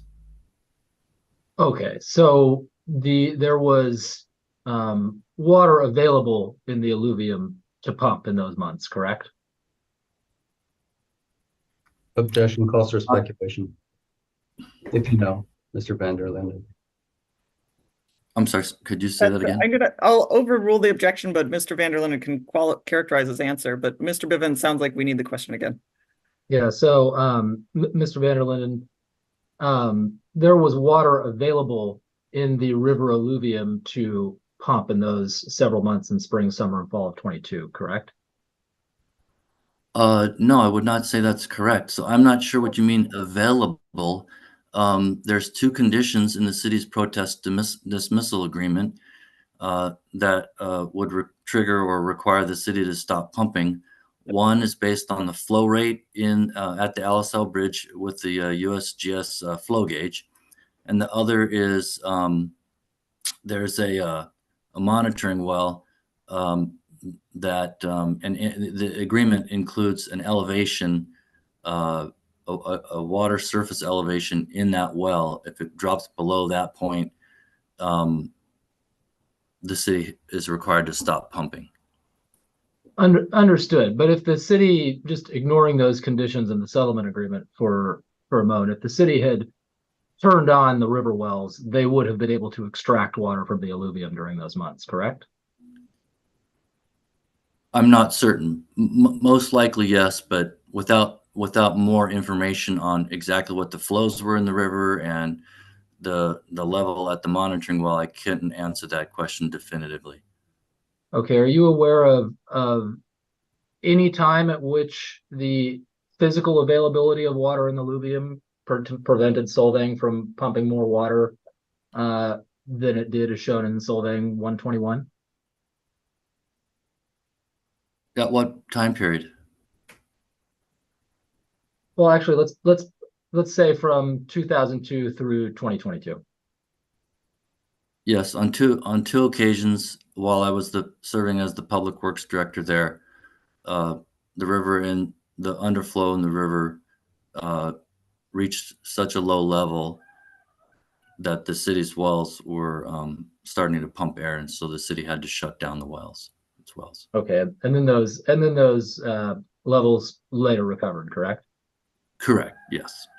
Yeah. As soon as there was a release shortly after that on both instances, and then within about 3 weeks, the city could resume pumping because there was actual flow, large flows in the river at that point. Okay. Do you recall when those two instances occurred? No, I'd have to look back at the records, but. Okay. And are those records available? Have they been submitted as exhibits by Solvang or any other party to the best of your knowledge? I don't recall. No. Oh, okay. Fair enough. Thanks, Mr. Van der Linden. And then let's go, Ms. Mullen, if we could, down to paragraph 20, which is on page 7. I would just add, so I was at the city from December of 2010 through December of 2021. So it was within that 11-year period. So, because you were referring back to 2002. So. Sure. Okay. Thank you, Mr. Van der Linden. So in this first sentence here on paragraph 20, you've written the city is a downstream water rights holder and riparian water rights holder, correct? Mm-hmm. So what did you do to determine that Solvang holds riparian rights? Well, I'm not an attorney, but I have read in the past quite a bit about what defines riparian water rights. And at 3 locations, the city actually owns land that extend into or across the river. And so my understanding is that grants the city riparian water rights. But again, I'm not an attorney, so that's been my understanding. Sure. And to your knowledge, has Solvang ever filed a statement of diversion and use with the state water board detailing diversions it makes under its riparian rights as you understand them? I don't believe so. Okay, do you know how much water Solvang typically diverts under its riparian right? No. Okay, thank you. No further questions, Ms. Kenzie. All right, thank you, Mr. Bivens. I will look now to the parent district. Do you have any questions for Mr. Vanderlinden? No questions from me. Thank you. And then ID number 1. No questions from us. Thank you very much. And All Guest Ranch. No, thank you. Thank you. With that, I will turn to the fisheries entities. I'll look to you to CDFW first. Ms. Germanario, I see you there. So do you have questions for Mr. Vanderlinden? No questions. No questions. All right. Ms. Hall, do you have questions for Mr. Vanderlinden? Do just a couple brief questions. Okay, great. Thank you. Good afternoon, Mr. Vanderlinden. I'm Maggie Hall with California Trout. Hello. So just in your rebuttal testimony, you state that the city's average annual water production from 1986 to the present is 1558 acre feet per year, with a peak of 2155 acre feet in 1988. Does that sound correct to you? Yes. And are you aware that the city's consumption in 2022 was 902 acre feet per year? I think this was brought up in the last in the last questioning, and I'm not aware of that number, and I believe that would be incorrect. Okay, Ms. Mullen, could you please reference Solvang 120?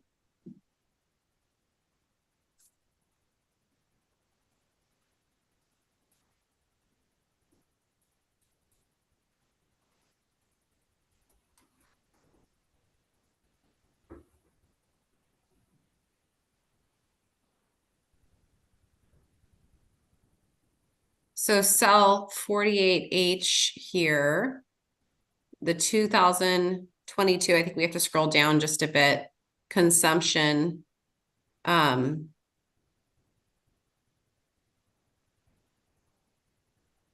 the column there on the right being 902 acre feet per year.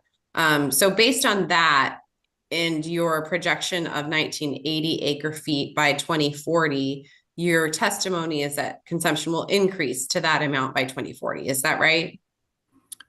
Yes, and I will point out, I did bring this up last time in the questioning. What the numbers you're looking at are consumption numbers, not production numbers. And there's always unaccounted for water. So that number is, I first of all, I question that number. I was not at the city at that time, so but it seems unreasonably low. I mean, look at the numbers and the trending in the very worst drought years of 2015 and 16. You see there, 983. That was under stage 2 restrictions, on the verge of going to water rationing in the city, and the number is much higher than that 902. So I question that number, first of all, as a accurate consumption number, and second of all, it is a consumption number, not a production number. So thank you, Mr. Vanderlinden. And just to confirm, this is the historical production by use to the year 2022. So I think that's it on that number. But I just wanted to ask you, for the basis of your 1980 acre feet per year, that is based on the 2011 Water System Master Plan update. Is that right? That is correct. Okay, so that projection is based on a long-term average as of 2011, which of course predates, the city's current demand over the last decade.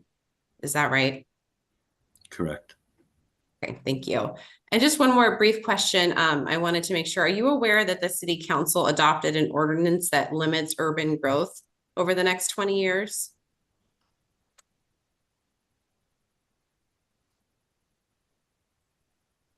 Are you talking about recently or? Yeah, so Ms. Mullen, if you could pull up Cal Trout 22. Asking if you're familiar with the adoption of the city's urban growth boundary.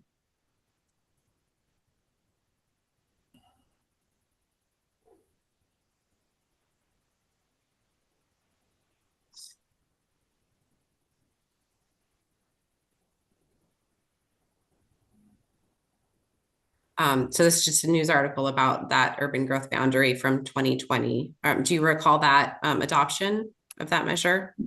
Yes, ma'am. Okay, thank you. Those are all my questions. Thank you, Ms. Hall.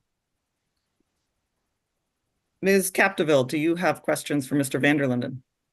I just have one, but I hesitate to ask because I don't know if it's covered, but it's going to Mr. van der Linden. Good afternoon. Hello. You stated that the Solvang permit terms are protective of public trust resources. Correct? Yes. Okay. Looking at your CV, Solvang 9, you seem to be a civil engineer in both education and experience. So do you have the requisite special knowledge, skill, experience, training, or education in scientific evidence regarding steelhead life or the effects of in-stream flows on steelhead? If you reread my testimony, I'm basically referring to the work of others. Thank you. That's all I have. Thank you. With that, Mr. Kim, do you have redirect for Mr. van der Linden? I don't have any questions. Let me clarify that first. Do you have redirect for Mr. van der Linden? Just several. Okay, please go ahead. So give me 1 second, please. Sure. So if I could redirect you to exhibit 170, paragraph 20, this moment.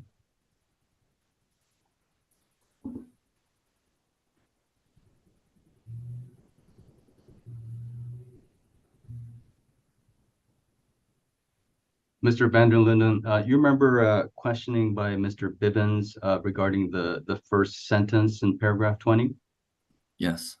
And I believe, number one, you said, you're not an attorney and you weren't using riparian water rights in a legal sense, but I believe you referred to the city owning 3 properties that were abutting or actually went into portions of the river. Do you remember that testimony?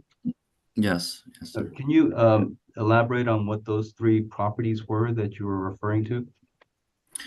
Sure. So the city's wastewater treatment plant property extends out to the approximate center line of the river.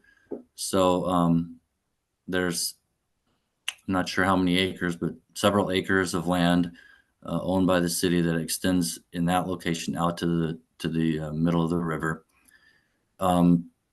This is the San Ynez River, of course. So then in addition to that, the city has easements for its wells, not only 3 and 7A, but well 5, which was destroyed several years ago. The city still holds that easement.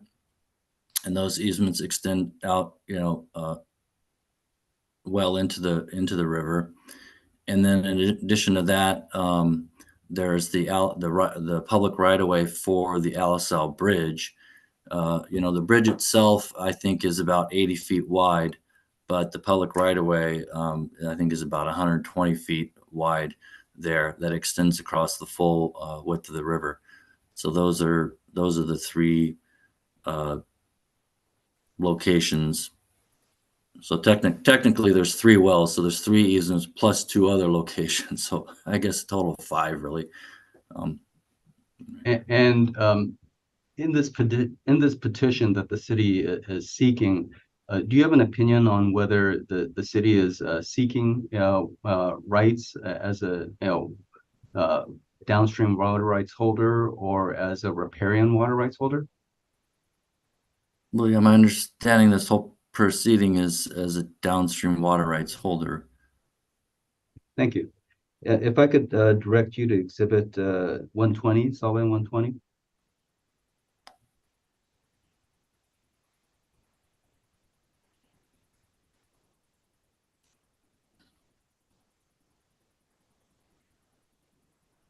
And Mr. Van der Linden, I know, you've been asked many questions regarding this exhibit, and you've made an emphatic difference between consumption figures and production figures. Do you recall that? Yeah, yes, sir. And this exhibit addresses consumption figures, correct? Correct. Okay, and so just, for clarity again, can you explain what the difference is between consumption figures and production figures, and why one would be, greater or lower than the other? Sure, sure. Yeah. Well, typically, not always, but probably 99% of the time, production numbers are much higher than consumption numbers. So the production numbers are the sum of meters at all your water supply sources. So for Solvang, it'd be this, there's a water meter at each wellhead and a water meter at our state water turnout, and also a water meters at the two interconnects with ID1. And so the production is the sum of those meters on a monthly basis, and that's inputs into the system. The consumption is the sum of all of the individual customer meters. And the problem is there's no meter that reads 100% perfectly accurate all the time. Over time, meters, they wear out and they'll become less accurate. And typically, the individual meters at the customer's home or business read less than the actual amount of water that flows through them.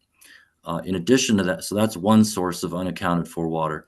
But in addition to that, there are main breaks that happen where water's coming out. Sometimes contractors take water at hydrants for dust control and it's unmetered.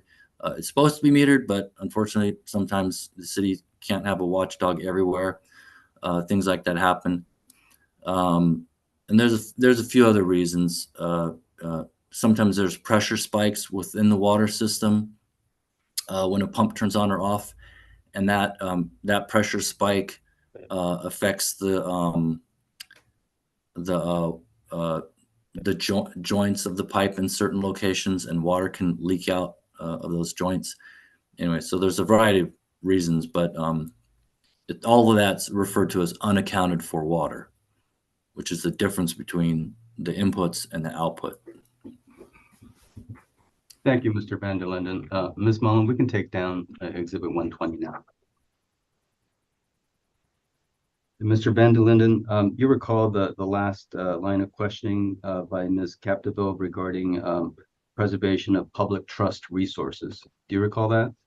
Sure. And was it your testimony that that statement was based upon the expertise and conclusions of other qualified experts that have provided testimony in this proceeding?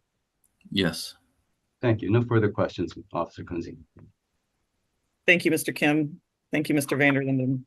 You're With welcome. that, I will turn back to Mr. Bivens. Based on that redirect, do you have any additional questions for Mr. Van der Linden? Nothing further from me. Thank you.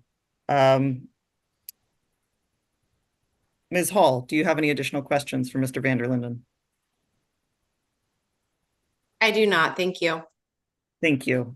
And Ms. Capdeville, do you have any questions? I do not. Thank you. Thank you. All right, I believe with that, I can thank you for your testimony. Thank you for joining us once again, Mr. Van der Linden. I appreciate you being here, and I really appreciate your testimony today. And with that, you okay, are... thank you, Officer Kinsey. Thank you very much, and do appreciate your consideration. Thank you. Thank you, Mr. Van der Linden. Thank you. All right, that was efficient. So here we are, it's 3:23. What I would propose that we do to use some of our time today,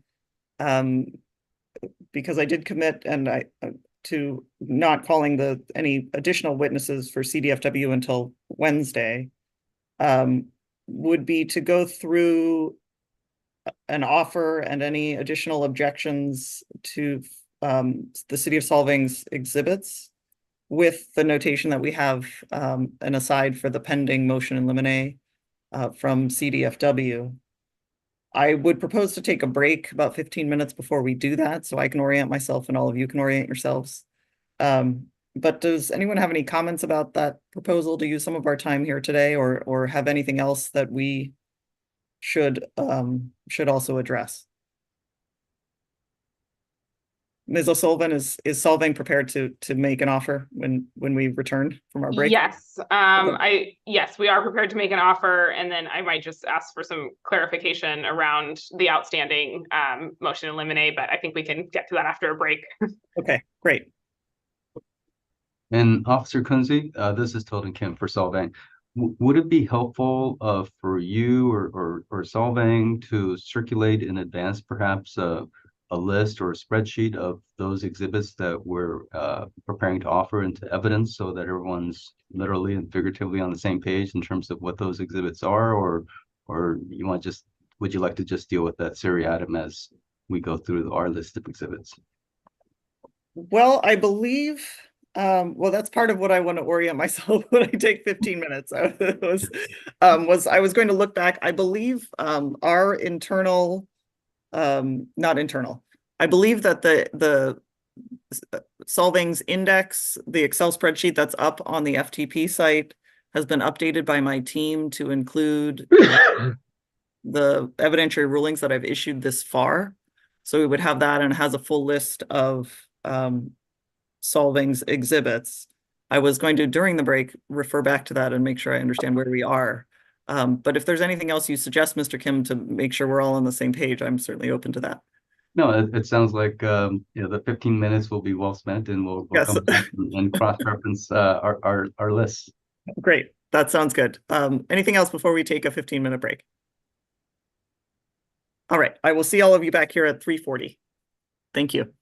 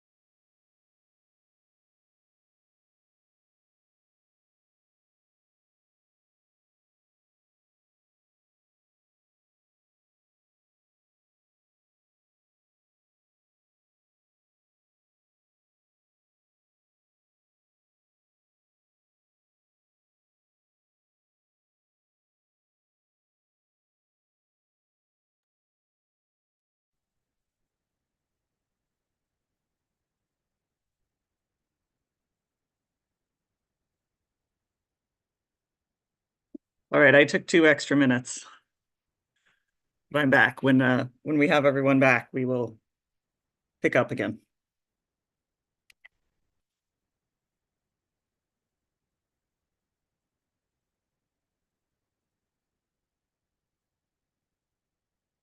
So first let's go ahead and get started. It's 3:43. And I have a question, just one clarifying question for either Mr. Kim or Ms. O'Sullivan. Looking through my index quickly, it looks to me that the only revised exhibit submitted by Solvang was Solvang 187, which is Mr. Nicely's limited rebuttal. Is that correct? Is that the only revised exhibit? There's actually, oh, sorry. Go ahead.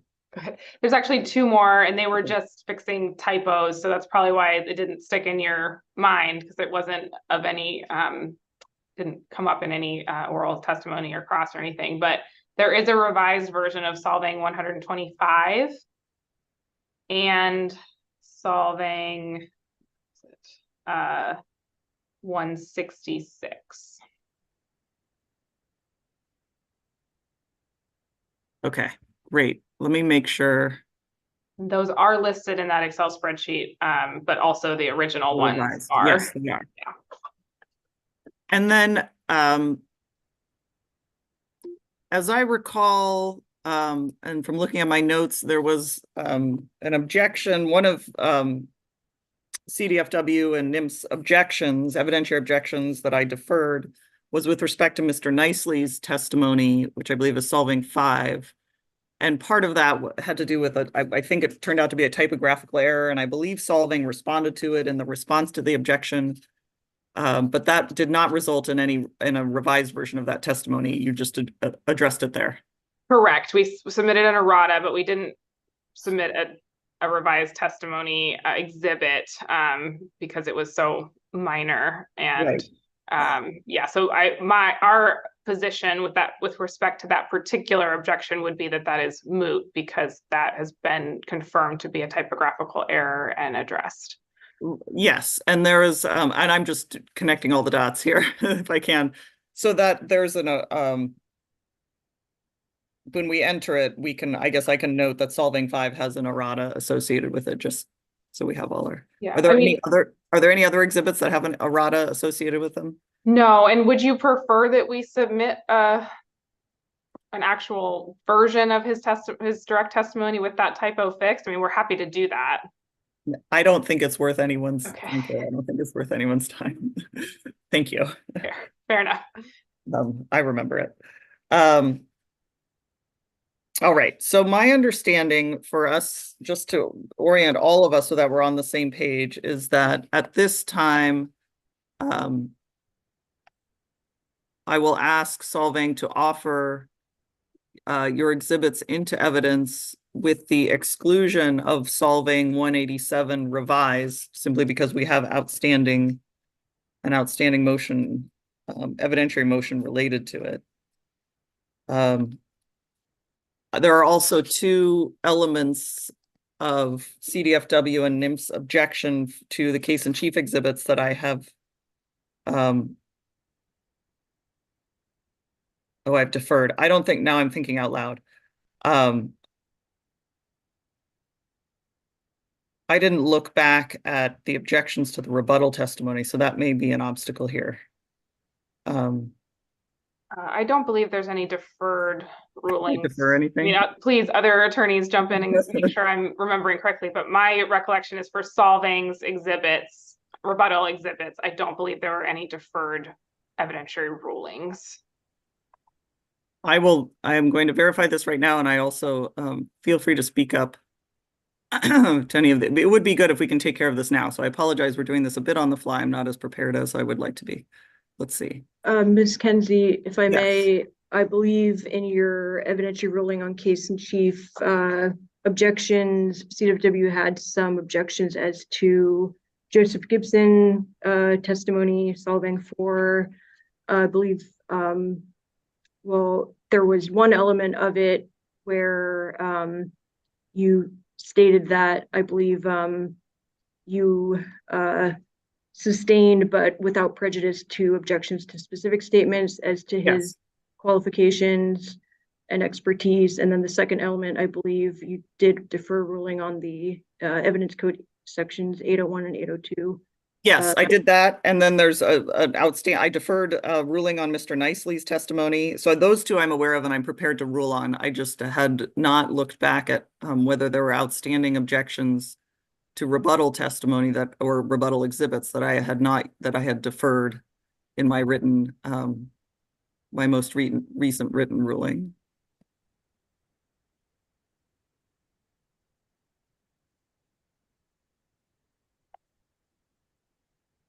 Which you'd think I would remember because I just issued it, but I don't. Things are moving fast. Yeah, so excuse me while I handle this on the fly.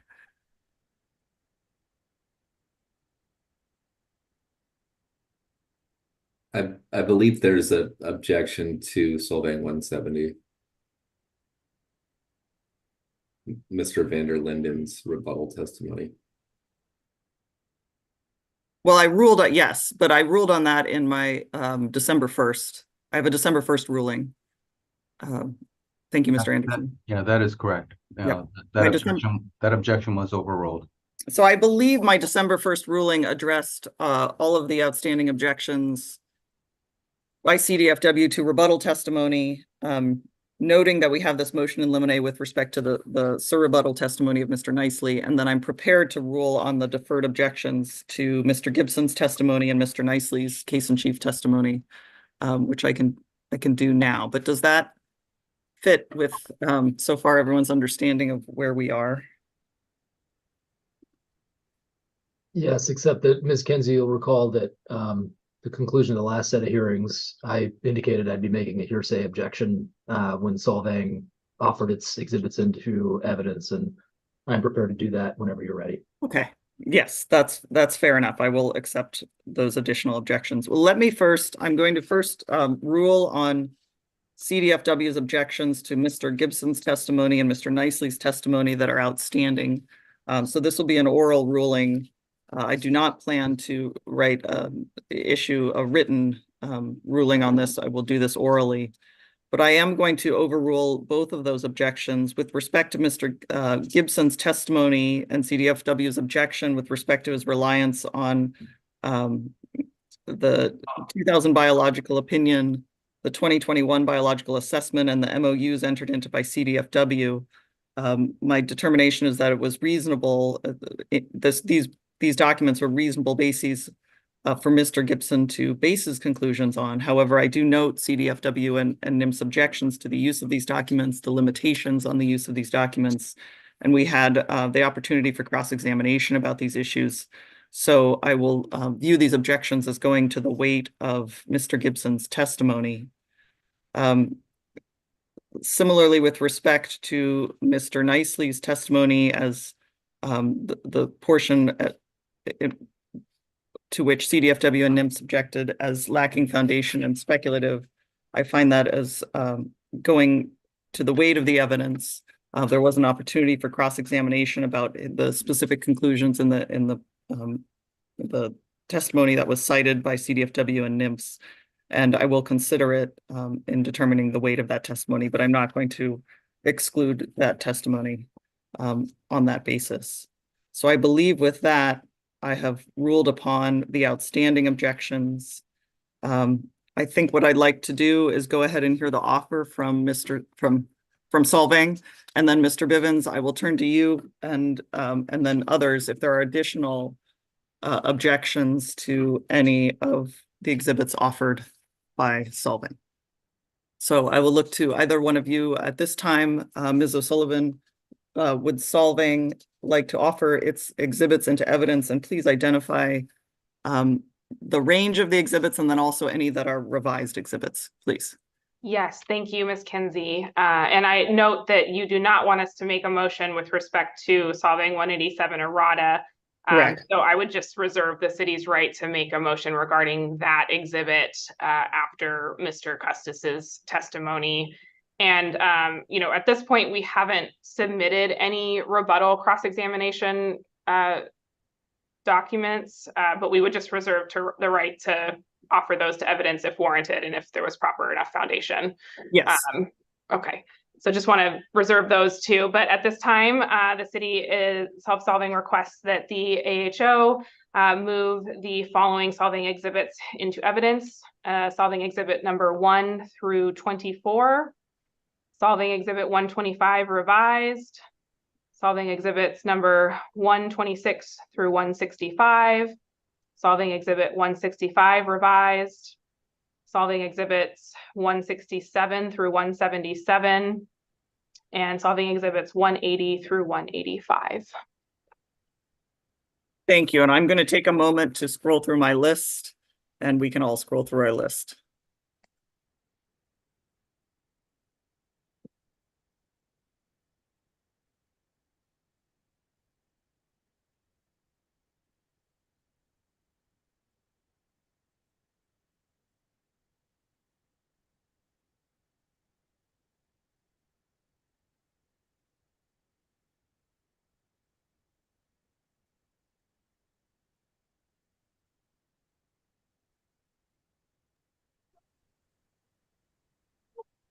And then just for clarification, let me see.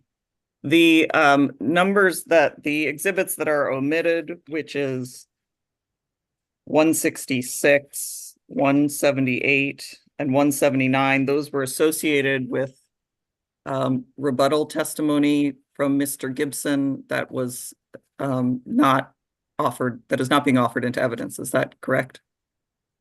And you're on mute, Ms. O'Sullivan. 1 second, I might. Okay, I apologize. I would also like to move Solvang exhibit 166 into evidence. Apologies. I skipped over the revised one anyways. Yeah. Oh, 166 Sorry. revised. Yeah, 166 revised. Sorry, I misspoke there. When I said 165 revised, there is no such thing. Apologies. So it's 126 through 165, and then exhibit 166 revised. All right, thank you. We would move, yes. And then I'm just noticing that I also have a gap from 177 to 178. So I just want to make sure there is no 179 and that we just started an exhibit later. And Ms. O'Sullivan, this is Tilden Kim. Did you include 125R? Yes, 125 revised. Yes. I did include that one. I have that. I wrote that down. So that one I got right, I think. And it looks like there just is no 170. There's no 179. Yeah. Okay. So you're offering one. Oh no, there is, but we don't need to. Yeah, we don't need to offer it into. It's not in your spreadsheet for some reason, but there is a 179. It's the San Ynez River Conservation Central Management Area GSP, but we do not need to offer that into evidence. That was purely for cross-examination, and as you indicated, same with Solvang exhibit 178 and 186. We are not offering those either. Okay. 178, 179, and 186. That's helpful. I just want to make sure. I think we're pretty clear on the record at this point.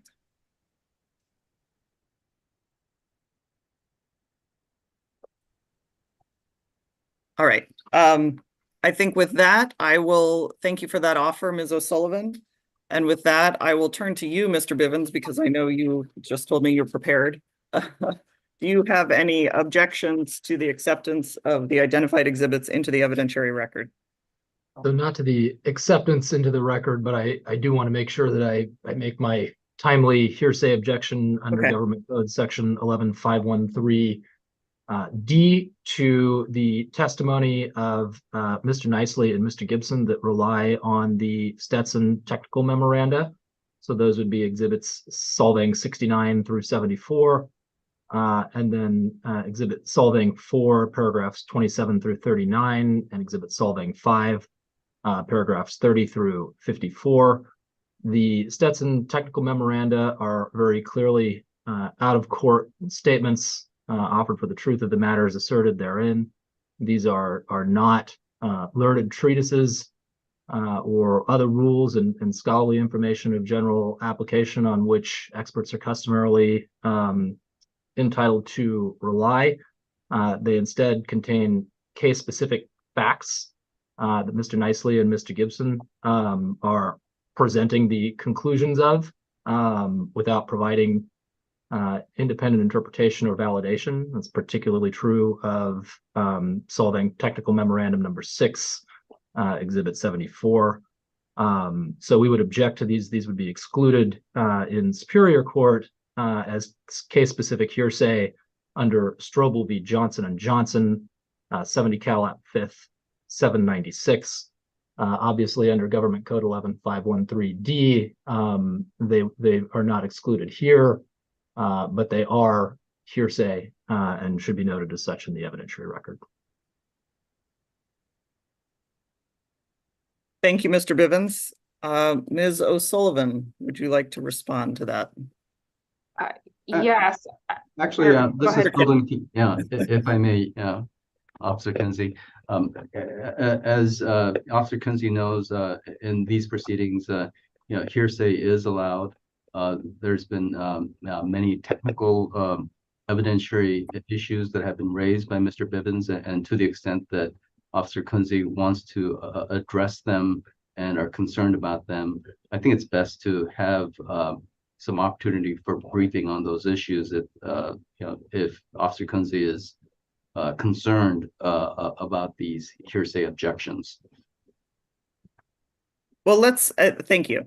Do you have Ms. O'Sullivan? Do you have anything to add? I was going to say something similar. I mean, it was just a little, Mr. Bivens is referring to specific portions of testimony, and I know he read it out, but the city would appreciate an opportunity to see that in writing and respond in writing. I think that would be to everyone's benefit.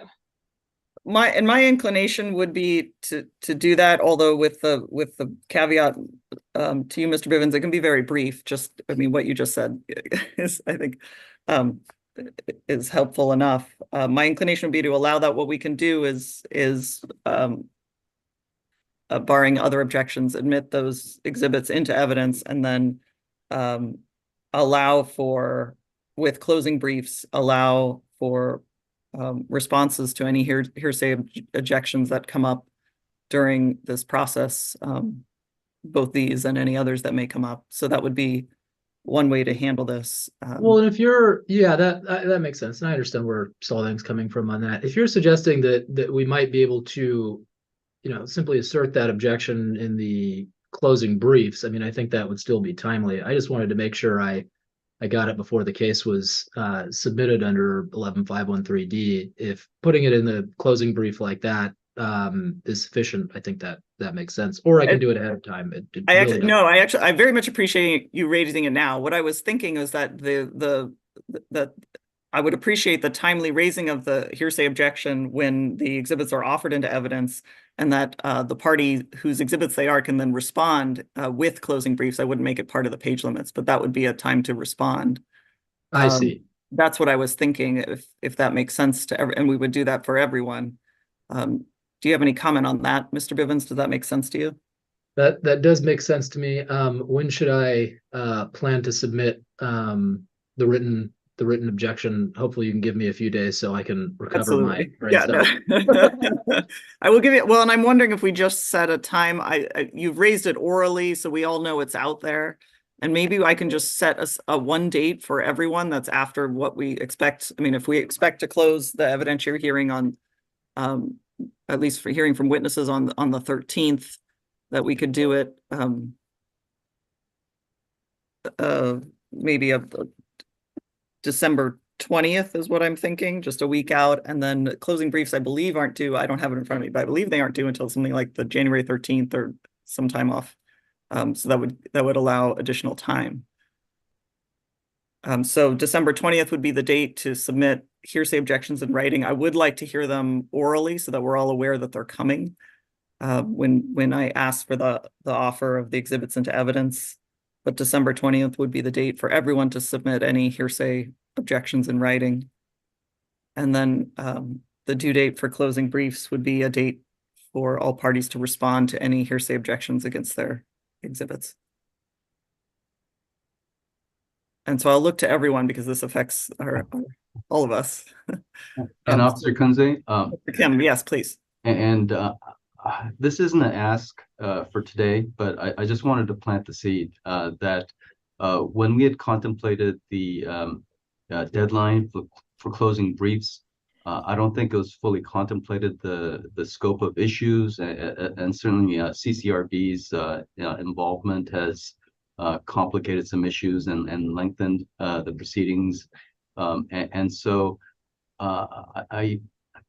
I strongly think that, especially with the holidays, right in the middle of the contemplated deadline, that perhaps the time frame that we had contemplated between the close of the evidentiary hearings and the deadline for submission of closing briefs be extended by, I just throw out a number, 2 weeks or 15 days or something like that, given the circumstances that have evolved since the consideration of that due date.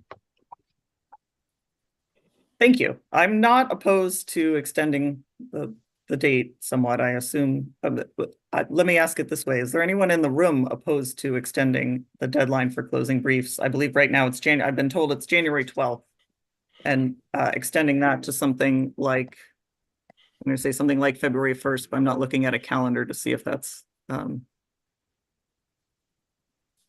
holiday, or I'm sorry, a weekend or a holiday. My Outlook is frozen, so I can't look at a calendar. Let's see. So February 1st is a Wednesday. No, I'm looking at last year's calendar. I apologize. Yeah, February 1st is a Thursday. All right.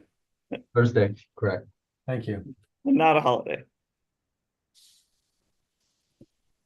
All right. Well, let's take care of this. I mean, I know you foreshadowed it, but we have time now. So this is the timeout from. Is anyone opposed to extending the deadline for closing briefs?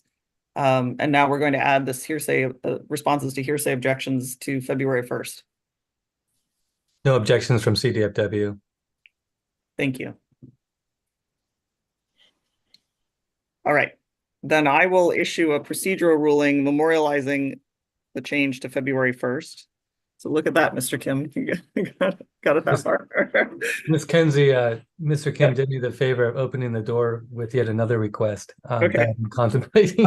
Well, eventually we'll get back to Solvang's exhibits, but yes, that's fine. Please, Mr. Yeah, in Kim. addition to extending the time, which we greatly appreciate, especially because, as you know, I've been sort of focused on the hydrogeology in this particular case, and there is a lot of information or as you call it with this, and I'm just wondering if it wouldn't make more sense to extend the page length of the brief. I think you stated that there'd be an upper limit of 20 pages, and I'm just wondering what the other attorneys think of and certainly what you think, of course, of increasing that page length. I just want to throw it out there.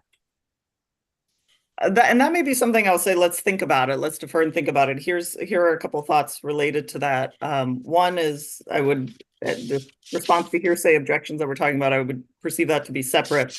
I also think we need to talk about at some point whether or not we're going to have separate briefings on the collateral estoppel issue.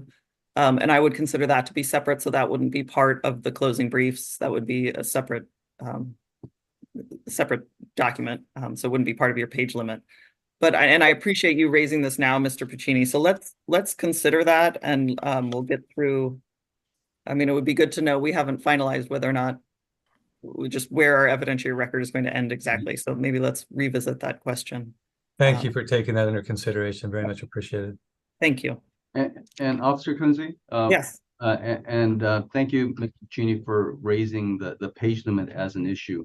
The City of Solvang also would like you to strongly consider page limit, for the city as well as the remaining protesters, because I think there's some fundamental unfairness for the city having the same page limit when the remaining protesters, have 20 pages, for each one of their positions, but we have only 20 pages to address all of those issues. So I would request you strongly consider some limitation like you had ordered with respect to for example, the cross-examination time limit of the remaining protesters and the like.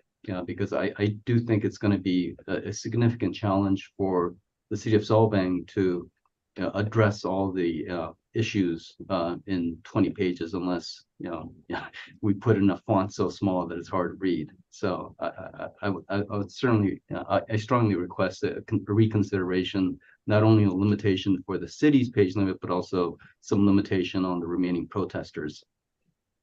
Well, and what I may do, thank you, Mr. Kim. I understand that particularly because here we have with CCRB's involvement, there's a different set of issues for different pieces of this. So I will consider. I think what I'm more likely to do is increase by some amount Solvang's page limits.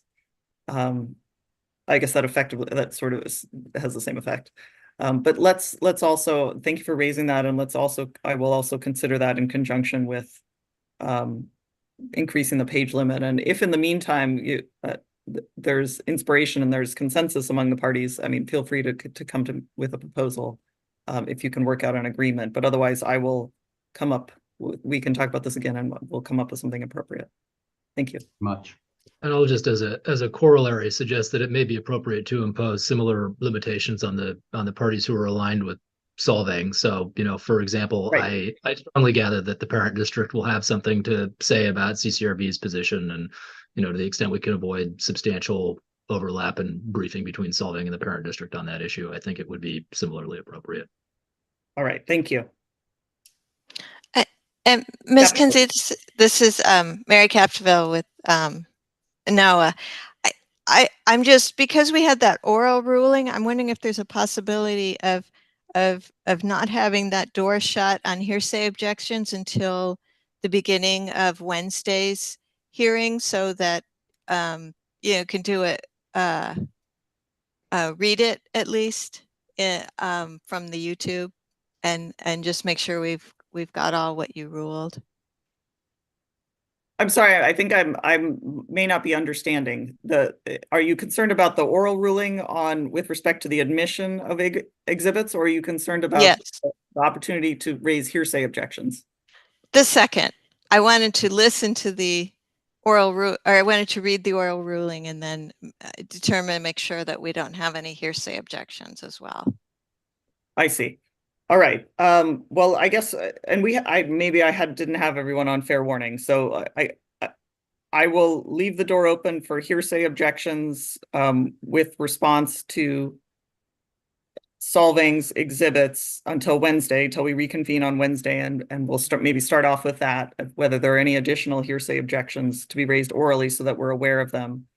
We have this proposed December 20th deadline for submitting those in writing. But going forward, what I would expect is that when the party makes an offer of their exhibits into evidence, that any party with a hearsay objection would raise those orally at that time, so that we're all aware that those are outstanding. Thank you. Thank you very much. I would like to turn back, without closing the door on other housekeeping issues, I would like to turn back to Solvang's exhibits. So I will look to the room to see, in addition to the hearsay objections raised by Mr. Bivens, and with the note that I will accept additional hearsay objections to Solvang's exhibits on Wednesday morning. Are there any other objections that are outstanding to the exhibits offered by Solvang just now?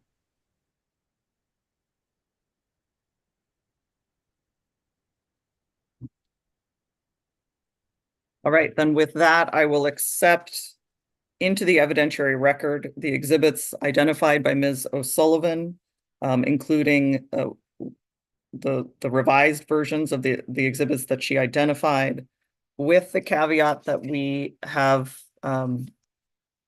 still the potential for hearsay objections to some of those exhibits, but they are accepted into the evidentiary record.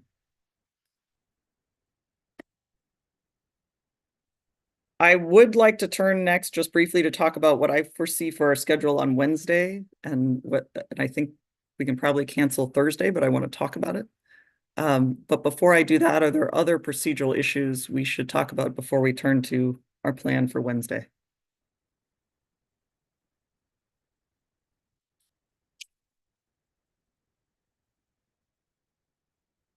So what I see for Wednesday is we'd start now with any hearsay objections and get those on the record to Solvang's exhibits and get those on the record.